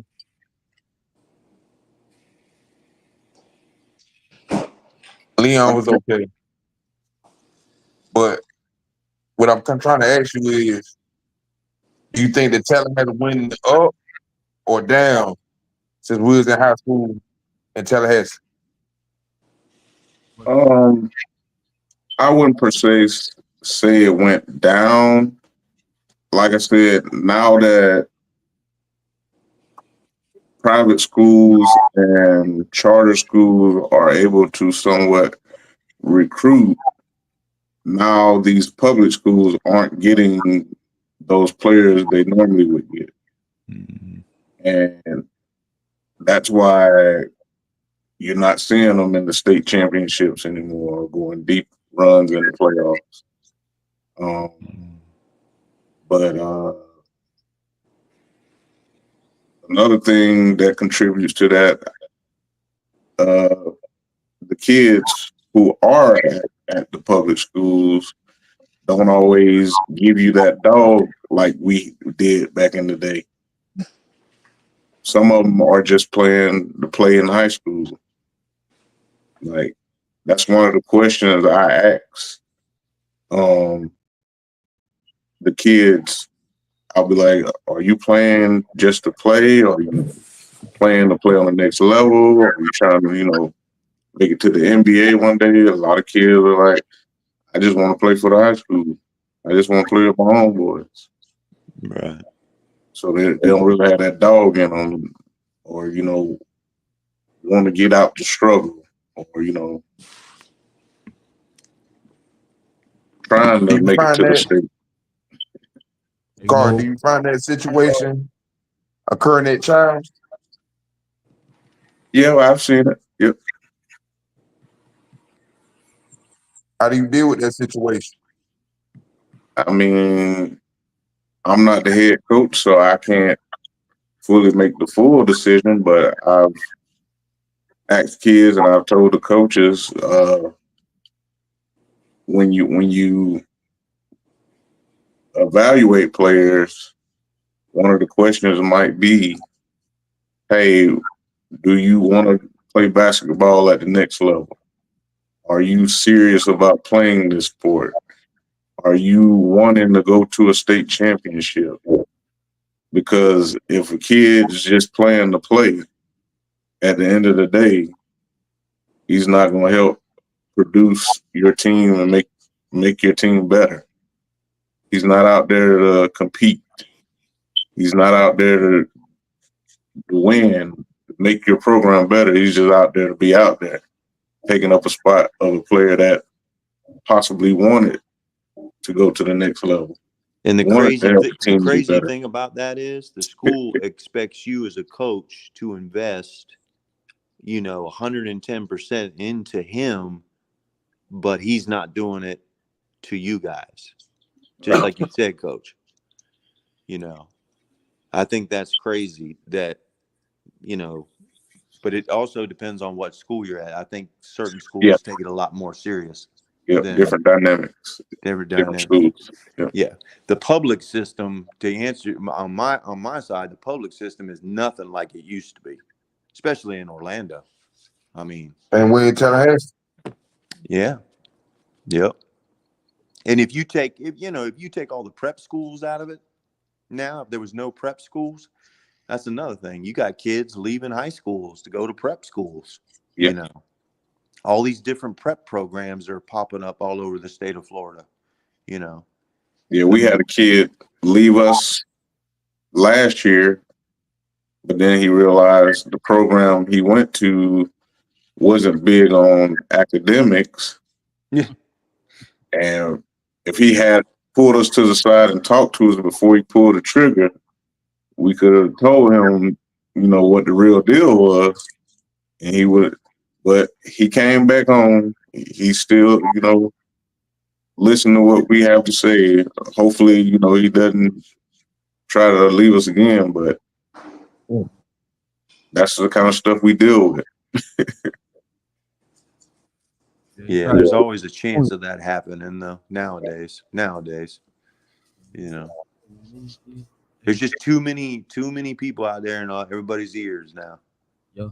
Too many people in everybody's ears, and just too many opportunities. It doesn't mean they're the right opportunities. I can tell you that. So, right. But what you were saying about that, like a lot of those kids, they want to play with their homeboys. They just want to be on the team just to be on the team. But a lot of people when they was on that team, on certain teams, man, that's all they got, man. It's called that layup line, man.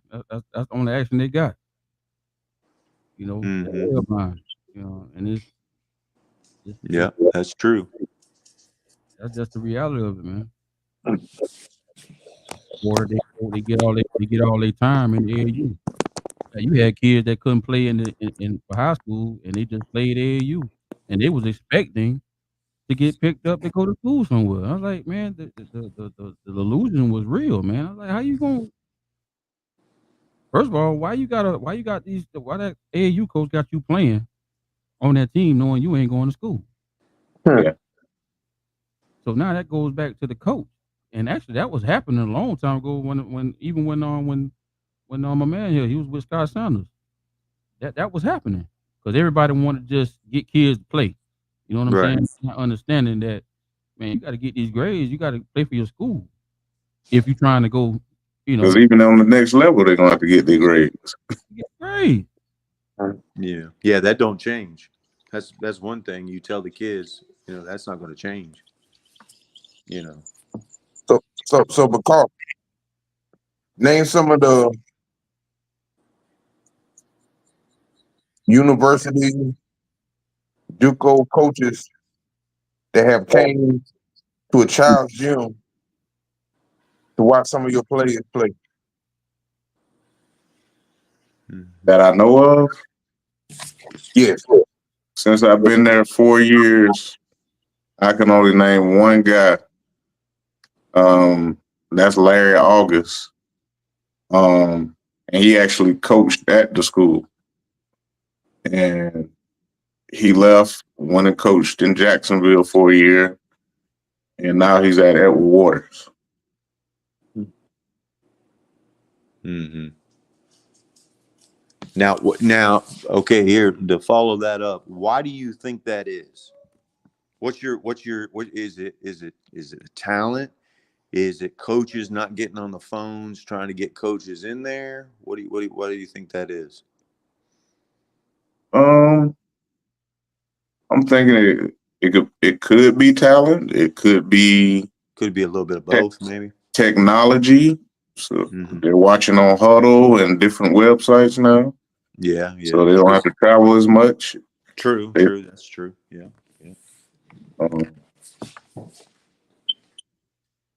Y'all had one kid. He's at Georgia Southern, right? Oh yeah. Yeah, he's a high flyer. Yes. I was telling Brett about that kid. What's his name again? It's weird. His name is a little piece of my name. And,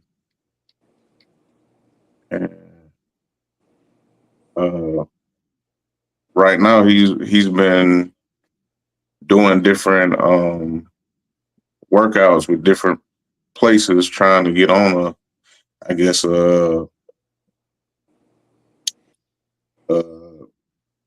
a G League or overseas team. Where's he Okay, so from? he's done playing college ball.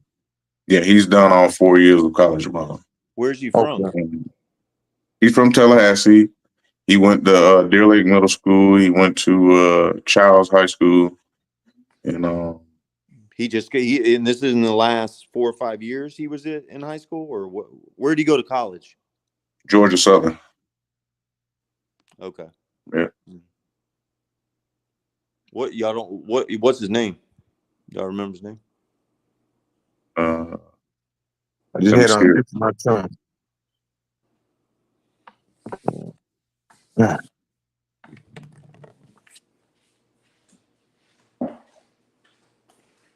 what's his name?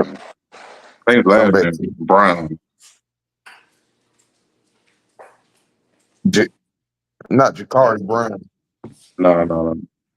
Is his last name Stribling? No, Stribling went to school with me and Kevin. Okay, yeah, I was about to say Stribling's a little old. Okay. But I thought Stribling played at Georgia Southern. No, He's Stribling played at Tennessee. Man. Where'd he play? Well, he Yeah, played he did. 1 year at He went to Tennessee. Tennessee. And then Okay. some stuff where he trickled down, where he ended up going to other places. He ended up playing overseas.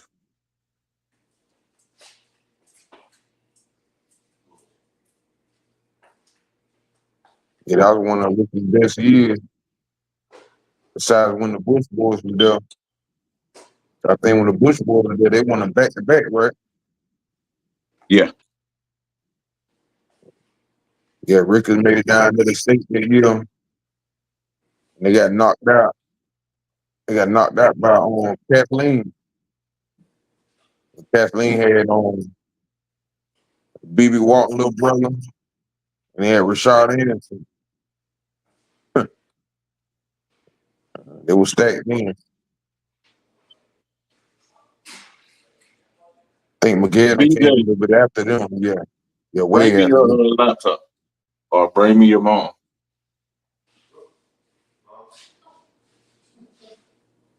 Brett stepped away for a minute.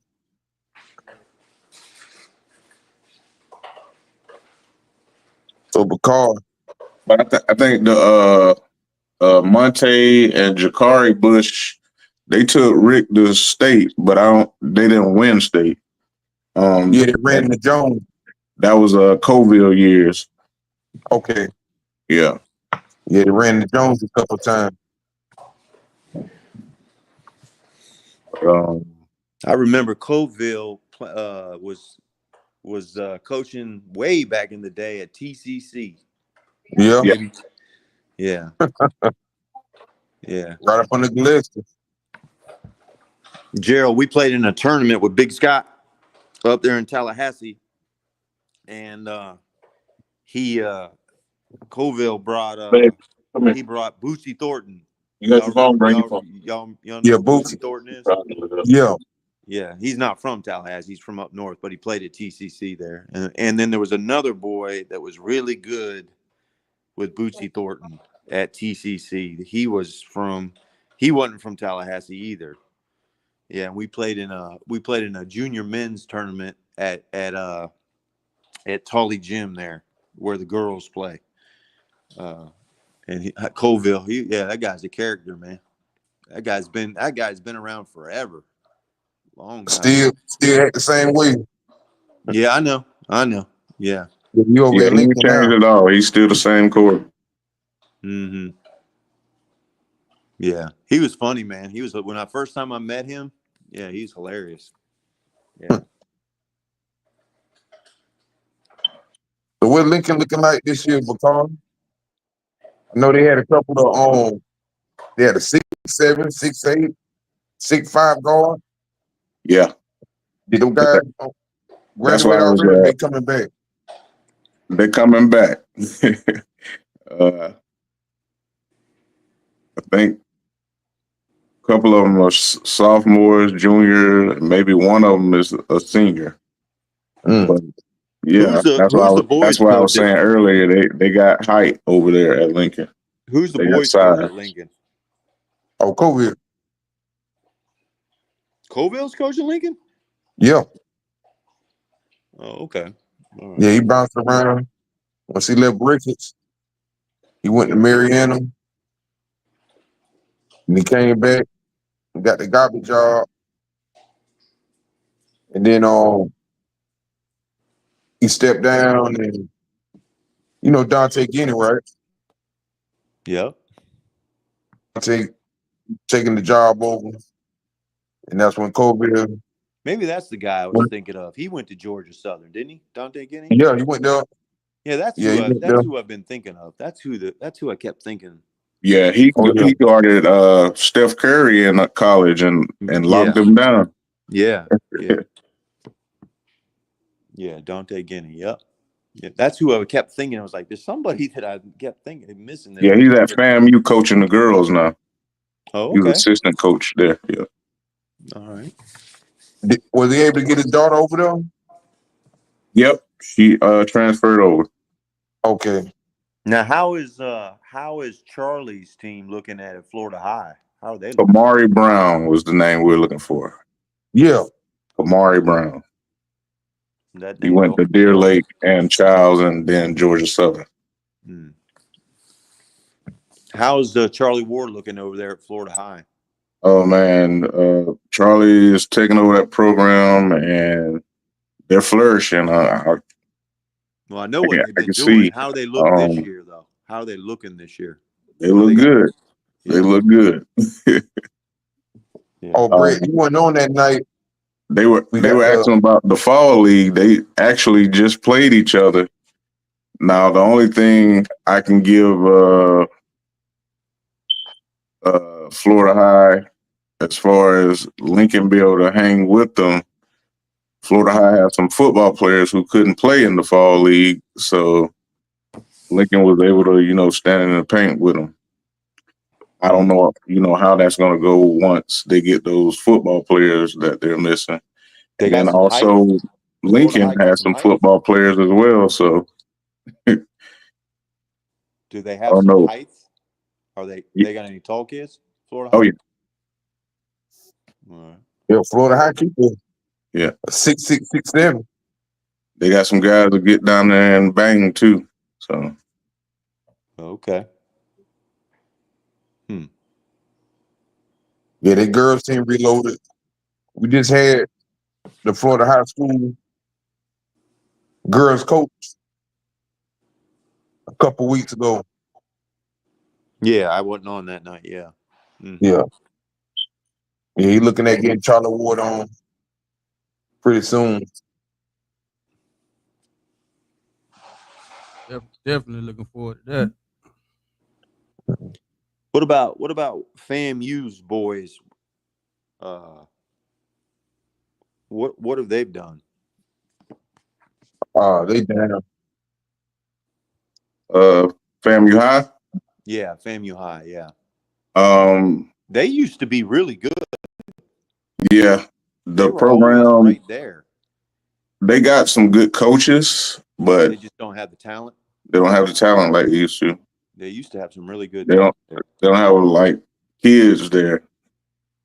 There's not a lot of kids that go there now. Okay. And it's hurting even in football. Mm-hmm. Mm-hmm. They were really good when you were at Weimar, FAMU High. That when Ronnie Lang was there. Yeah, yeah. Yeah, when Ronnie Lang. I think they made it to states there a couple times back in the day. In Lakeland. Yeah, they had their chance to play us, man. Malone took them out. Yeah, Malone. Yeah, Malone. Mm-hmm. Yeah, so we had to play them. We had to play them in the state. They cheated us. Malone and Grand Ridge. Yeah, we played Grand Ridge the year before. year before. Yeah, Grand Ridge always used to be good too. Mansville was pretty good. Yeah, then you had Kipling. And another program farther west out there, Crestview, used to be decent way back in the day. Yeah. Now, I don't know how basketball is over there, but the football, they got Tommy it ranking Hammonds. over Y'all there. remember Tommy Hammonds that played in the NBA? He went to Crestview. Okay. Oh yeah, Tom Hammonds, man. Yeah, he's from up there in the Panhandle. That was a big boy there, man. Yeah, he was built like a. Yeah, played at Georgia Tech. Bobby Crimmins. Yeah, Yeah, he's from that's Crestview. like him and Stephen Thomas, man. Mhm. Yeah, I think he's still in Crestview. Tommy Hammonds is still in Crestview, living there, doing something. I don't know exactly what. That was a big boy, though. He was a big boy. Strong as an ox, too. But you're right. The football in that area has always been king in that area, too, though. Crestview. And then Quincy always used to be pretty good. Yeah, once A Venom. Y'all and Quincy. remember the white kid that played at Chipley? TJ TJ McCullough. Jim McCullough, yeah. His dad was coaching there for a long time. Oh, a long time. Yeah, I don't he's not coaching no more. I think after Trent Forrest left there, Yeah. he stepped down. Yeah. TJ could hoop. Oh yeah. Played again. Gerald, he was like our white Josh Cone from Orlando. TJ. Similar game. Oh yeah. Similar game, yeah. Mm-hmm. Went straight down past half court and pool. Yeah. Mm-hmm. That's how Brett Blizzard was. Yep. You remember him, right? Yeah, Coach Blizzard, his dad. His dad was a coach too. Mm-hmm. Yeah, Had a daughter. Brett went on to play in Europe. He played in Europe for, I think, a little bit. Yeah, I think he was over there about 7-8 years. Mm-hmm. He up in North Carolina now. Mm-hmm. He trained. I think he run an AU program up there. Mm-hmm. Mm-hmm. Old Coach Blizzard. Coach Blizzard coached for a long time too. Yeah. I think he was in the school system. He was a teacher too. Was he a PE teacher or something? Coach Blizzard was a physical. He was athletic director. Oh, athletic director. Okay, yeah. Mm-hmm. Yeah. Oh, let me ask y'all, since y'all was up there, what's up with the team Jasper High? Is that Jasper High? Or Jasper, Florida? I think that's South Florida area, Jasper. No, talking about Hamilton County. Yeah, no, Jasper, yeah, that's to the east of Tallahassee. Yeah, right there near Lake City. Florida, yeah. We supposed to play Hamilton this year at the beginning of the season. Mm-hmm. Basketball? Yeah. You know how they looking? No, I don't. If I'm not mistaken, you know who's out there coaching? You remember Pat Kennedy? He used to coach FSU college basketball. No, he's at Is he not at? Where is he at? He's at one of Jefferson them schools. County, right there, Monticello. Yeah, he's out. Yeah, Is you're right. Still out there? He's still out there. Jesus, Pat Kennedy. You know Jackie Pond? He's still coaching? Yeah, Pat Kennedy's like, whew. Yeah, got to be almost 80. Yeah, Jackie Pond got him that job.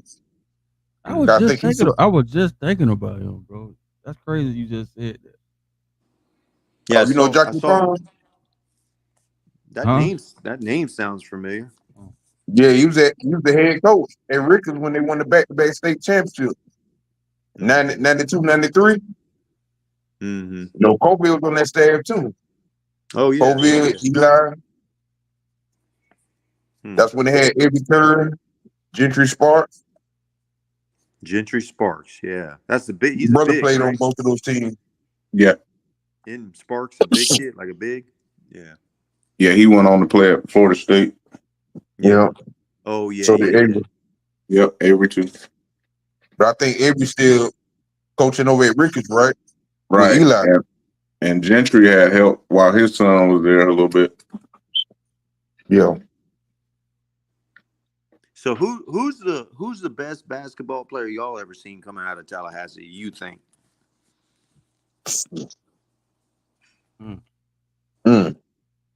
Is this a hot take question? That's a hot take. They got to be a hot take. There ain't nobody said that. Everybody's quiet. Everybody's trying to figure this out. Like which era? Nah, nigga, No, what's the best thing? What's the best thing? What's the best one? Hey man, when we say the best, me and Gerald have a name. We don't ever. We already waver got a from that name already. So we always got the same name, and that's Ever. So I'm looking for best basketball player ever out of there. Or go first.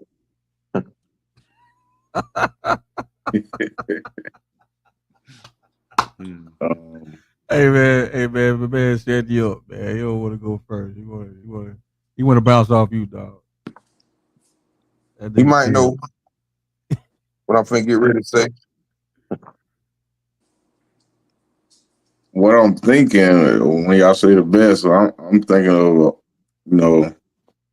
overall we'll make it easy for you. Just saying solid player who played college and then moved on to NBA.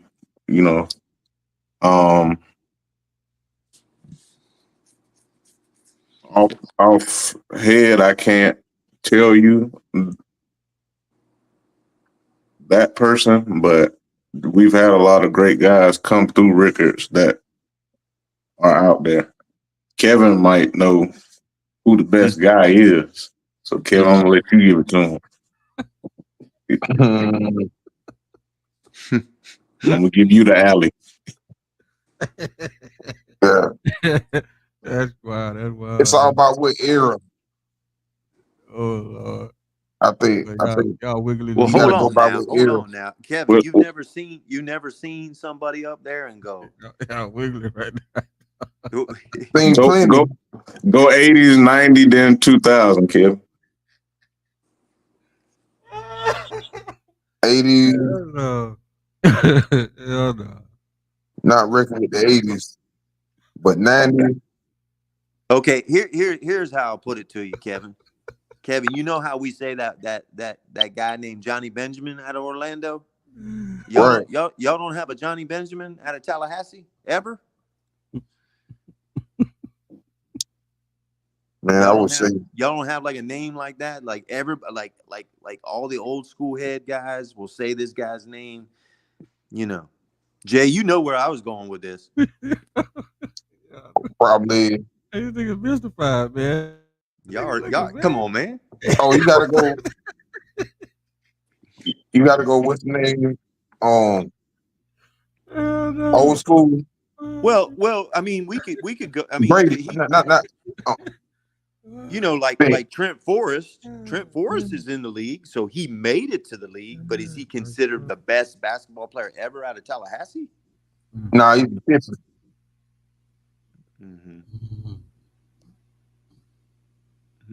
I wouldn't say best basketball player out of Tallahassee for Florida State. No. But then you have Terrence Mann. He's still in the league. Trent Forrest. I think he's running the G League right now. But who is it? I think Trey Mann. Trey Mann's in the league. He's still playing for the Clippers. What school did he go to in Tallahassee? He went to Florida State. What position he play? He like a guard/3. Huh? Okay, I never knew anybody out of Florida State went to the. I don't know that. I don't that name. I'm not sure. Where'd he go to college? Florida State. He went to Florida State. Okay, yeah, he's great. a Boston guy. Okay, yeah. Okay. Nah, he's talking about out of our high school, Kevin. Out of high school. Yeah. I was thinking you were talking about the high school Florida State. Oh. Okay. I would. And I Now say we do. 90s. So Trey Mann is from Tallahassee originally? No, Oh, okay. See, you that's from Boston. no, man. I don't want anybody from no. I'm talking about somebody that's born and raised in Tallahassee, man. I'm looking for. Okay. Yeah. Kind of like Trey Donaldson. He went to Florida. He playing for Auburn, but he ain't made it to the league yet. He's still at Auburn. He's still at Auburn. Yeah. Right. Yeah, Tallahassee, man. Like guys going to the NBA, there just ain't been that big influx of talent coming in them. That's NBA ready material. That's what Tallahassee been lacking. So probably you guys would have to go back. Like I'm trying to think of some people that Way back. way Oh, back. way back. Like we got to go probably back. Like, but see, I don't know the history of Tallahassee like I know Orlando in the '80s, where we grew up. I don't really know. I don't. I mean, you had Clem Johnson, Yeah. but he was Quincy. You know, Grady. And I brought up two names that we played AAU against: Ray Carter and Tony Davis. We Tony Davis, yeah. We played against those guys. Yeah, I remember Ray Carter. Yeah, Ray Carter played at UCF when UCF was nothing. Paratold. Now I remember Ray Carter. He went to, I don't know what high school he went to out of Tallahassee. He was a light-skinned guy, about 6. Mm-hmm. He had some pretty good height on, but he could flat out shoot the basketball. Mm-hmm. I think he went to Leon. Did he go there? Okay, yeah. Yeah, he went to Leon. You remind me of Phil Handy. That type they had the same type of game. Yeah. Oh yeah. You're right, Jay. Yeah. But other than that, it was always been football. I never knew anybody else. I played against him overseas. Who, Ray? No, Phil Handy. Oh, Phil. Yeah. He played for Manchester Giants. With Nick Nurse was the coach. Oh, okay. Mm-hmm. Yeah. Yeah, Tallahassee been kind of stagnant with basketball, but I think Charlie Ward's in the process of like reviving the basketball high school scene in Tallahassee. He's the last high school boys coach to win the state championship. But, I mean, there's been a lot of talent that's come out of Tallahassee the last 15, 20 years. Y'all don't have like one or two kids? Yeah, stay on the neck, man. Stay on the neck, trying to wiggle. There got to be one or two kids up there that you got to be like, I mean, Brett Blizzard, he the best shooter to ever come through Tallahassee. He's the best shooter. But as far as the MVP of Tallahassee, Dante Gooney, in the early 2000s. Yeah, Dante Gooney, yeah, Brian Harrison. Guinea was a good player, man. He's tough. He was a good player. Yeah. What was your boy's name? He always used to talk to my guy Scott all the time. He coached at Florida High. His son went there to UNF. Brian Lamb, what was his name? Oh, yeah, Lamb, yeah. But his dad, Brian Lamb. Yeah, I remember his dad though, who's the guy that was at Florida High before for a long time? Blizzard was there. He was the guy been there for at least almost 30 years. Okay, I know you talking about Brian Lamb. You talking about Eugene Lamb. His son played for him, and then he left his dad, and then he went to University of North Florida and played point guard. He was a point guard. He might have been maybe he was at Florida State. Maybe I'm thinking of God. What's his name? He's been in Tallahassee a long time. He knew everybody, man.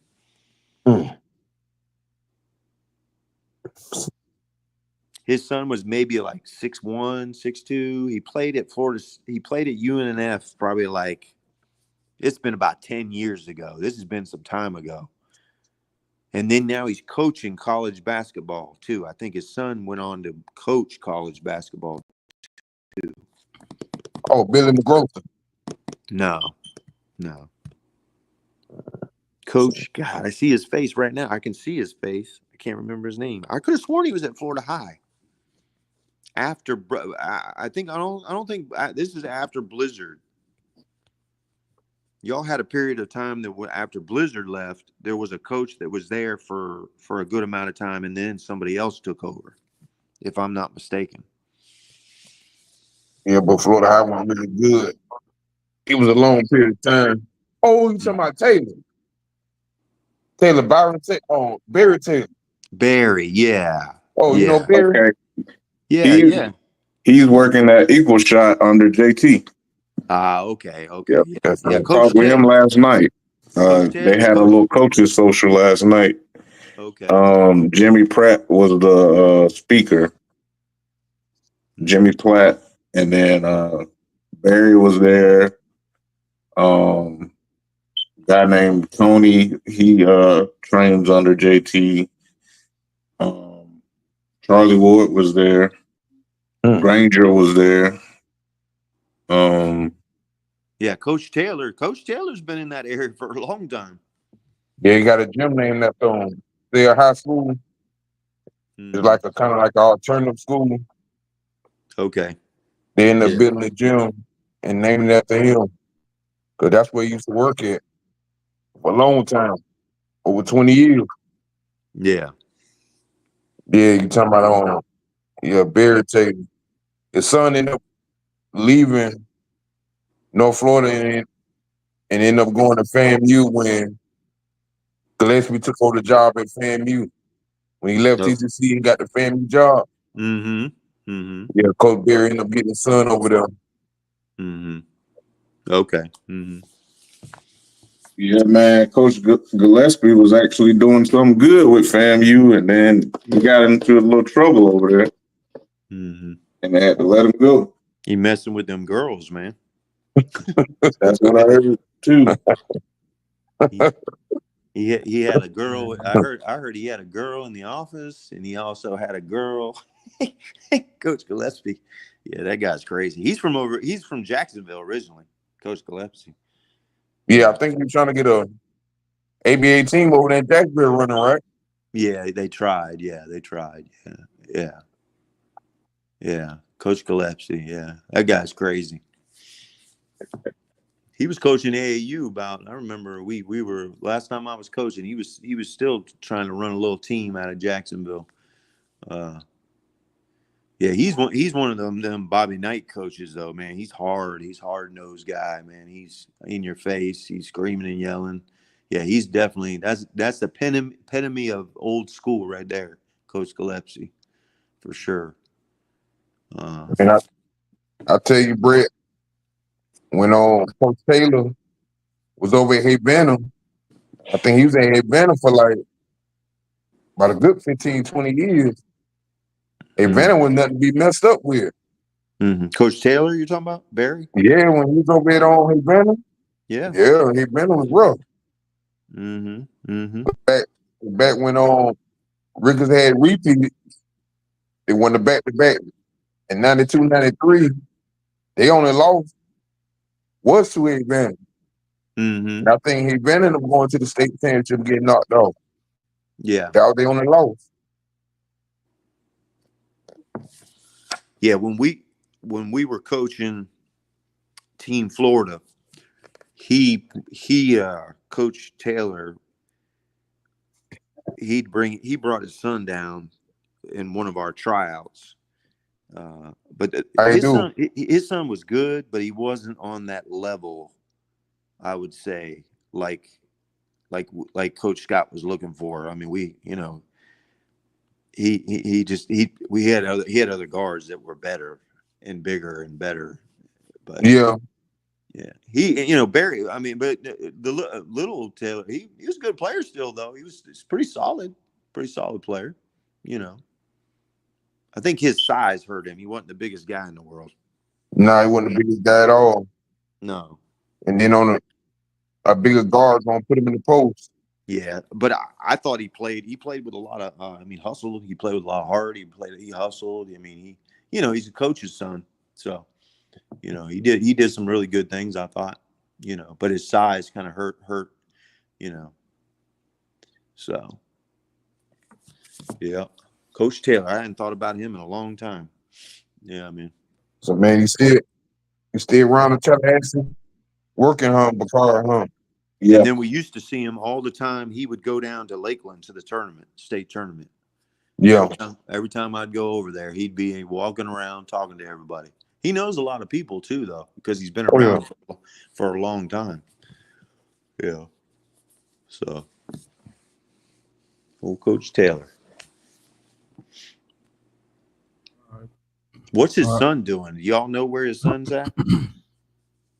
No, I don't. He went back to UNF. He was on their coaching staff for a little while. I don't know what happened to him after that. I'm not sure. What's FAMU's boys college team looking like this year, you think? Well, they're under new coach, and he got rid of a lot of players. So yeah, they only signed that coach for 1 year. Originally, he signed a 3-year deal. Then they came back and cause that wasn't the trustees hired. They kind of questioned it because that guy was at St. Thomas University down in Fort Lauderdale, and they didn't really approve of that hire. But the lady that hired him, she was the AD at the time. She resigned shortly after. So when that happened, they pretty much told him, "You only got 1 year to make it work. Good luck." Right. They've had a lot of coaches come and go out of that school, man, the last 10 or 15 years. It's amazing. All right.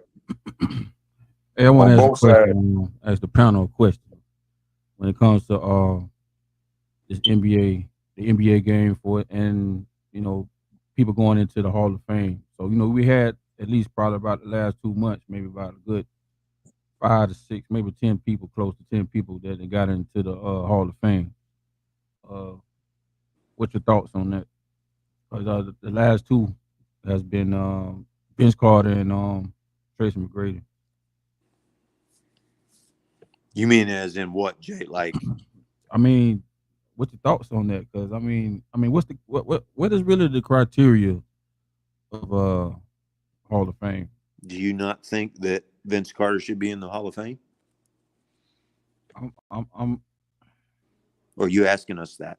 I'm asking. I give my opinion on it. I just want to know yours. Yeah. That's a good question. That is a good question. I mean, because he played a lot of years in the league. Is it that that was the first thing that came to my mind was how athleticism? Because he never won a championship. Okay, he never won a championship. He won a dunk contest.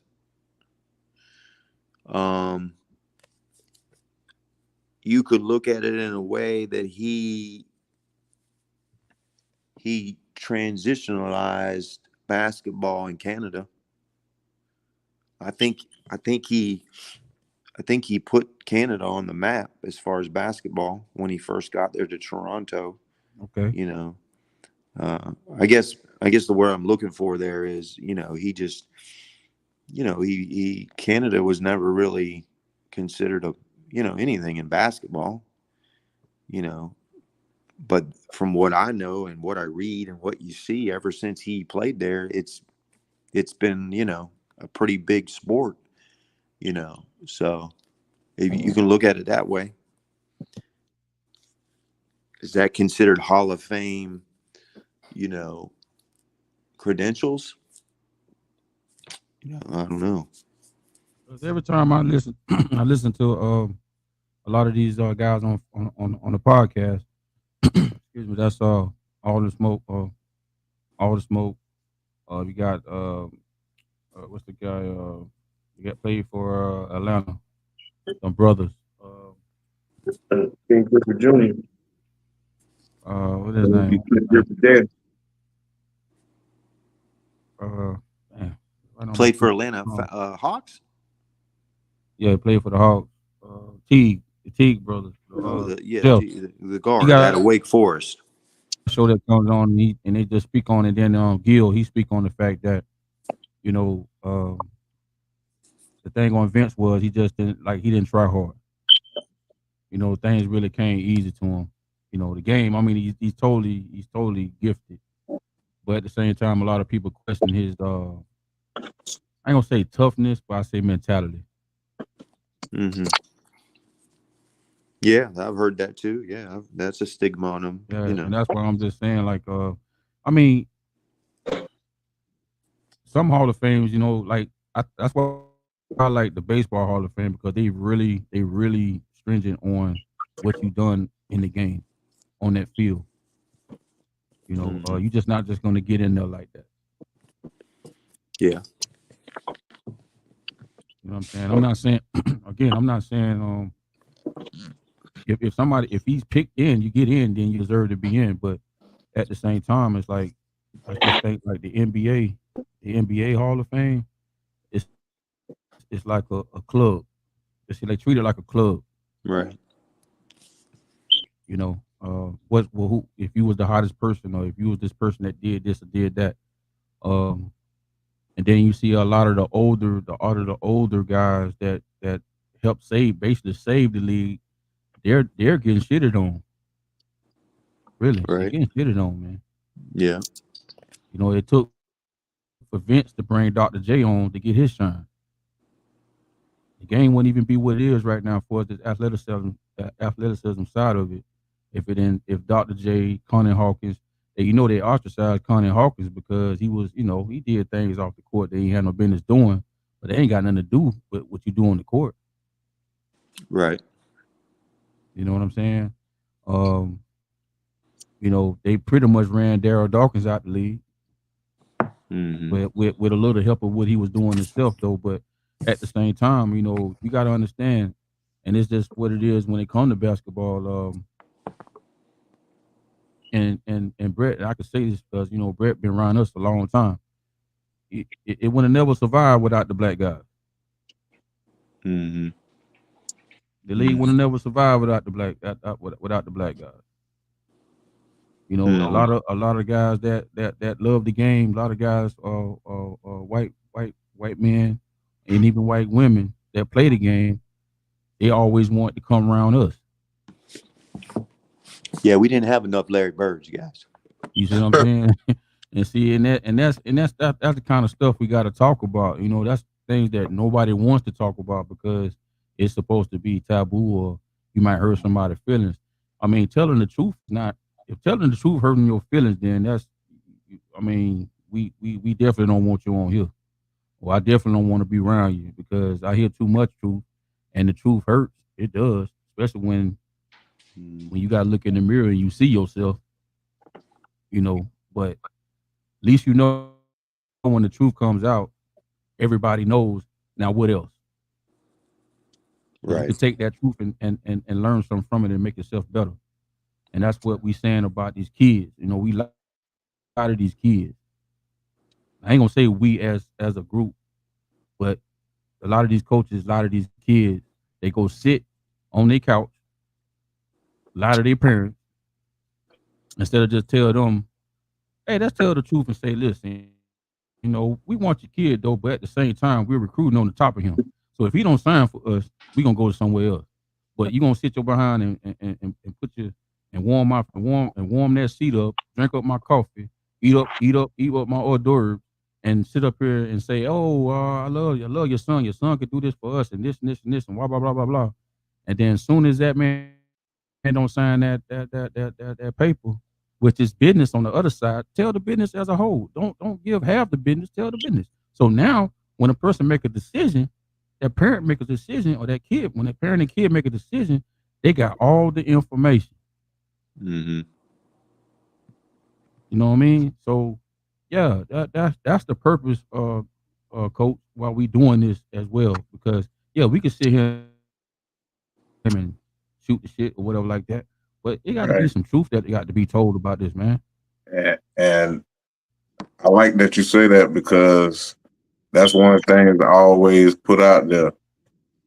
I'd rather tell you the truth than a lie. And I tell the other coaches, I'm like, I be real with the kids. If you this is what you messing up with, this is how you messing up.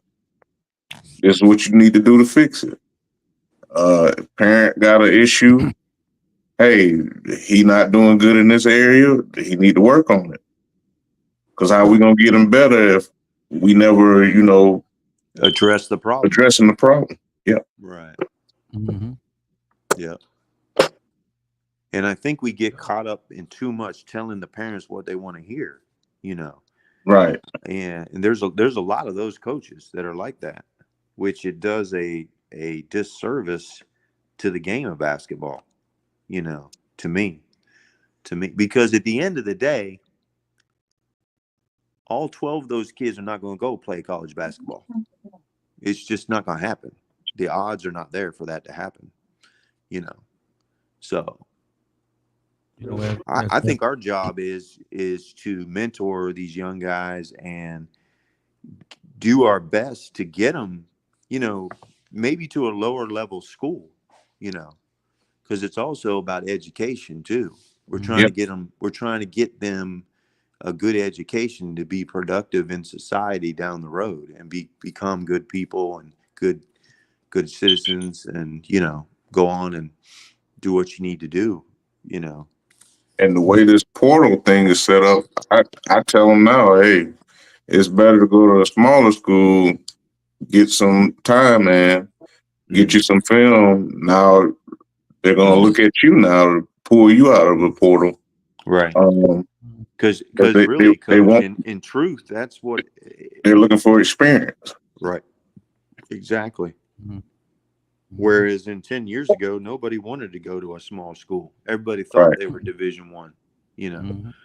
But now the way the portal is, you're not going to sniff anything coming out of high school unless you're not top 50 in the country, So you better take whoever's talking to you and take that visit to that Division II school, Division III school, junior college, wherever and be happy.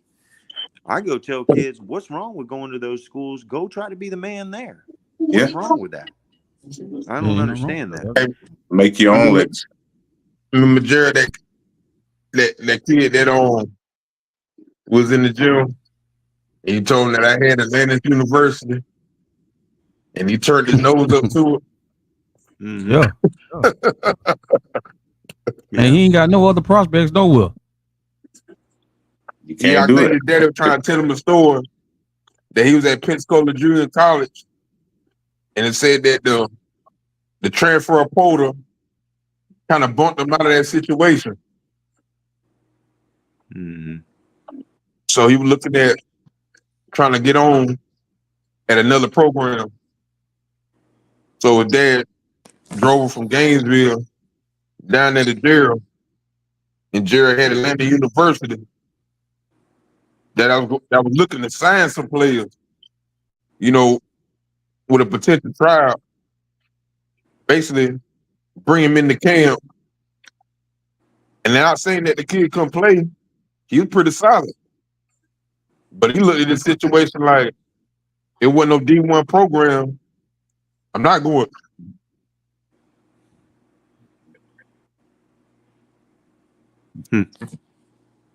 And now you look at it. Those kind of kids there, they say they want to do that, and then they get up there in those big lights, and then they want exposure. Where I used to say is you want all that exposure, but then when you are put into that position and on that big court, on center court with all those lights on, and you get exposed, what are we doing? What are we doing? Yeah, exactly. So it is mind-boggling how things have gone the last 10 years with this stuff. It's amazing to me. It's amazing to me. And instead of looking at themselves and say, you know what, coach, I I messed up. I messed up. I don't know what happened. And then when we tell them, well, we know what happened. Oh, how did you know, coach? First of all, son, I played the game too. It's times I got on the court and didn't do what I was supposed to do. The lights might have been too bright for me. But if you constantly in them lights, you got to get used to it. What point you gonna get to the what that point you gonna get to? Well, okay, I'm at home now. So that's why I tell people when you out there on that court, man, or you out there on that field, you out there in that battlefield. Even when we walk out this door as people that got to go get work 9 to 5s or whatever, you in the lights, man, because you got responsibility to take care of. You got things to do, and you got to perform on these jobs. So when a coach tell me, "Yeah, son, I want you, and this, and that, and woo, woo, woo," I get to the school. I know what I want to be when I go to this school. I know what I want to study, right? Obviously, you got to study to make sure that it coincides with the season. You know what I mean? Even though you can get into some other stuff and it can take you away or whatever like that. But at the same time, I'm not going to let no coach, the parent, that's where the parent come in at, especially if you're thinking about the money, because they already think about the money situation. Okay, son, what you trying to be when this stuff ends? Right. You know what I mean? Okay, you could take that money and build from there. But just say if you get hurt, you still want to be in some type of like a trade or something like that, or get some type of what you're going to study for. That's going to put you in a situation up and running as soon as you get out of there. Right. No, don't put me in no situation to keep me eligible. Don't put me in some studies to make me eligible, to keep me eligible. And then once these coaches are done with you, then they push you off. And then now they push you off. You may graduate, or you may, you may graduate, or you may do some stuff that you're gonna get kicked off the team. So if you get kicked off the team, now where you going now? You basically going right back if you don't learn through the people that you're going to school with, or learn through what these professors are telling you. Because if you're missing classes, those professors are not going to walk you down like they do in high school. Hey, you ain't going to class. What's going on? Oh man, you are by yourself. They're gonna look at you and sip their coffee and smoke their cigarette on break. And and then when it comes down to, oh, well, they ain't saying nothing to me, or that coach gonna say, hey, come on, hey son, or what's going on? You've been missing a couple classes this week. Well, coach, but you expecting to play, and this man didn't put. Now you gotta think about it. These coaches have, and this organization, basically this school, has said that they're willing to spend money on you for you to come in here and do what you're supposed to do, because this could go to someone else that's very much deserving as you, as you think you are. You know what I'm saying? And this is what need to be said when they come in there and visit them parents with them kids, for everybody to have a bigger understanding of what's going on. But then when when sugar turn to shit, then it's like, the first person they're gonna blame, they're not gonna blame the kid. They're gonna say, oh, well, you came in you told me you wanted my son, you told me you promised him this, and that man only promise that man can give you is that piece of paper for you to sign, that letter of intent. After that, get to that school, it's just like going into the army. Your ass is there. Everything changes. You got to be able to perform and produce. That's it. If you can't do those things, you're out of there. And that's in life. That's in school. That's with a lady. She don't like your production, your performance, what you producing. You out of there. You out of there. Next man up. Yep, baby. That's how it works, man. That's how the world works. Either you do or you don't. You got to produce, man. It's all about production. And then when you produce, it's so continuous of that action. Yeah, you're gonna fall off a little bit. You're gonna get reprimanded. you know, or whatever. And when you say reprimanded, hey, tighten up. Mm. You're good. You all right? Oh man, I'm going Yeah, through something. Oh wait, man, all us going through something. You know what I yeah, mean? just watch the But home. at the same time, you still gotta have humility and empathy for people that's going through something. You know what I mean? But end of the day, when somebody's relying on you to produce, especially if you're in a two-way situation, and then when you on a team, hey man, you got 12 guys, or you got 12 to 15 guys that got to play their roles. Not everybody has the same role. You know, you gonna have your people that, hey, I got 3 or 4 people that I got 2 or 3 dogs right now that I know that's gonna get my points. I got 2 or 3 other guys that's gonna get my rebound. I got 2 or 3 other guys that's gonna get those hustle points. But I need everybody to play defense. Right. So if you think you better than the top, then you got to prove that.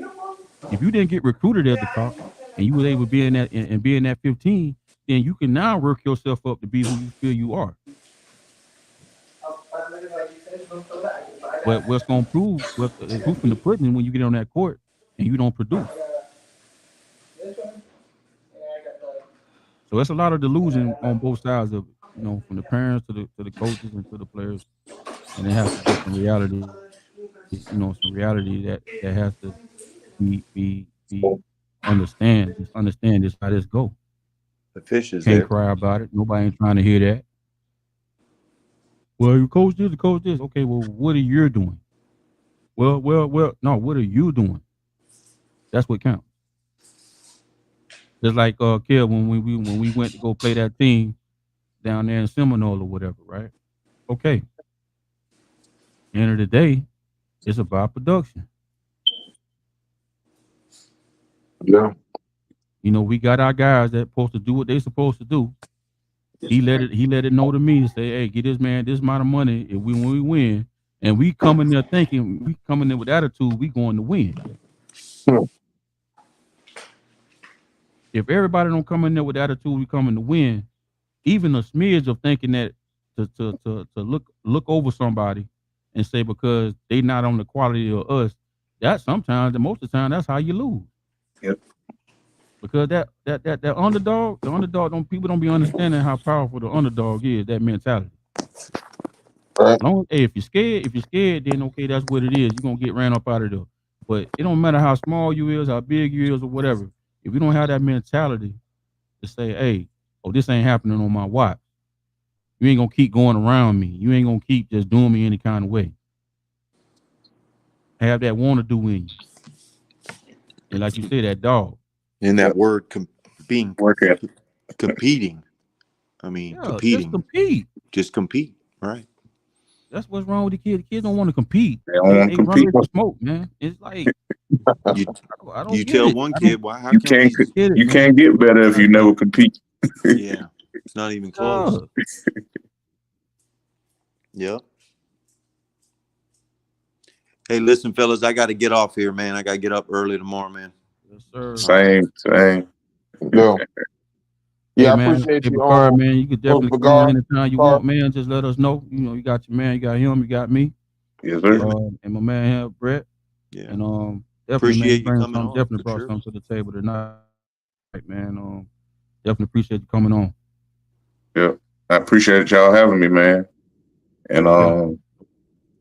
Kev, I don't know if you told him about Bruce. You might want to have Bruce come on here one time. Bruce Fennell. Yeah. Yeah, I'm gonna reach out to him. Yeah. And like I say, if you see, you know, when you see him on, man, if you want to come on, man, just hey, you know, the link will be in there. Slide on in, man. You know, Oh, the yeah. more the merrier for us getting this information out, man. The more Yep, we I talk got your about it, number. I got we're gonna Kel's be more number. So yeah. aware, you know, because like what we doing, people want this, man, but sometimes, you know, it just go unseen and go unheard. But but our thing is, man, we just trying to put people on how this game is and talk about the things that people don't want to talk about. You know, you got people that want to hear the truth, but then it's like, oh, I want to hear it from certain people. You know what I mean? It doesn't matter where it comes from. Truth is the truth. Truth is the truth. The truth hurts.